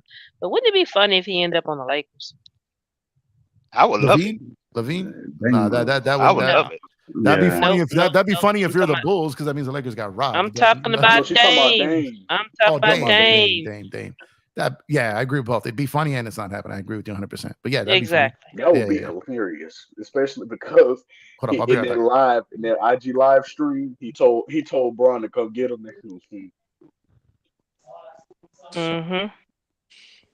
And Bron once before said, "Give me Dame. I'll show you what you do with him." Damn that dude. I don't see why a lot of people sleep on him. Damn that dude. I mean, because of the kind of money that he took, which if you were this unhappy, or if you thought that you was going to be this happy, you had any kind of inclination. I know I was, after fact and all that, I got it. But dude, you should never took that money. That money makes him almost impossible to trade anywhere. Because you got this mega star with this mega talent, and then although he's aging, but then you got all this money. How much of a percentage of a salary cap do he demand, to go to anybody's team that somebody want to give up to have you on their team? It's impossible. Unless you go somewhere where somebody is almost starting over. And if that's the case, dude, you sold your soul. You should have sunk it and stayed right there and shut up. I know you put it out there that you didn't want to be a part of a rebuild. I know you said that. And I know you said, like screw them picks, get some veterans in here, blah, blah, blah. Team didn't do it. That pissed you off. Your feelings is hurting. You feel like you got to stand on your grounds. Okay, well. Dude, you should have thought about that when you signed all that money. But I don't think your soul then.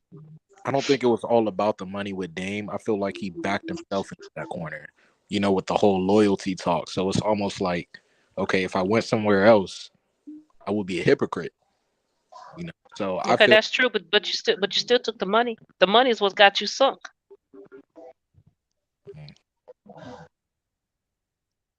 Yeah.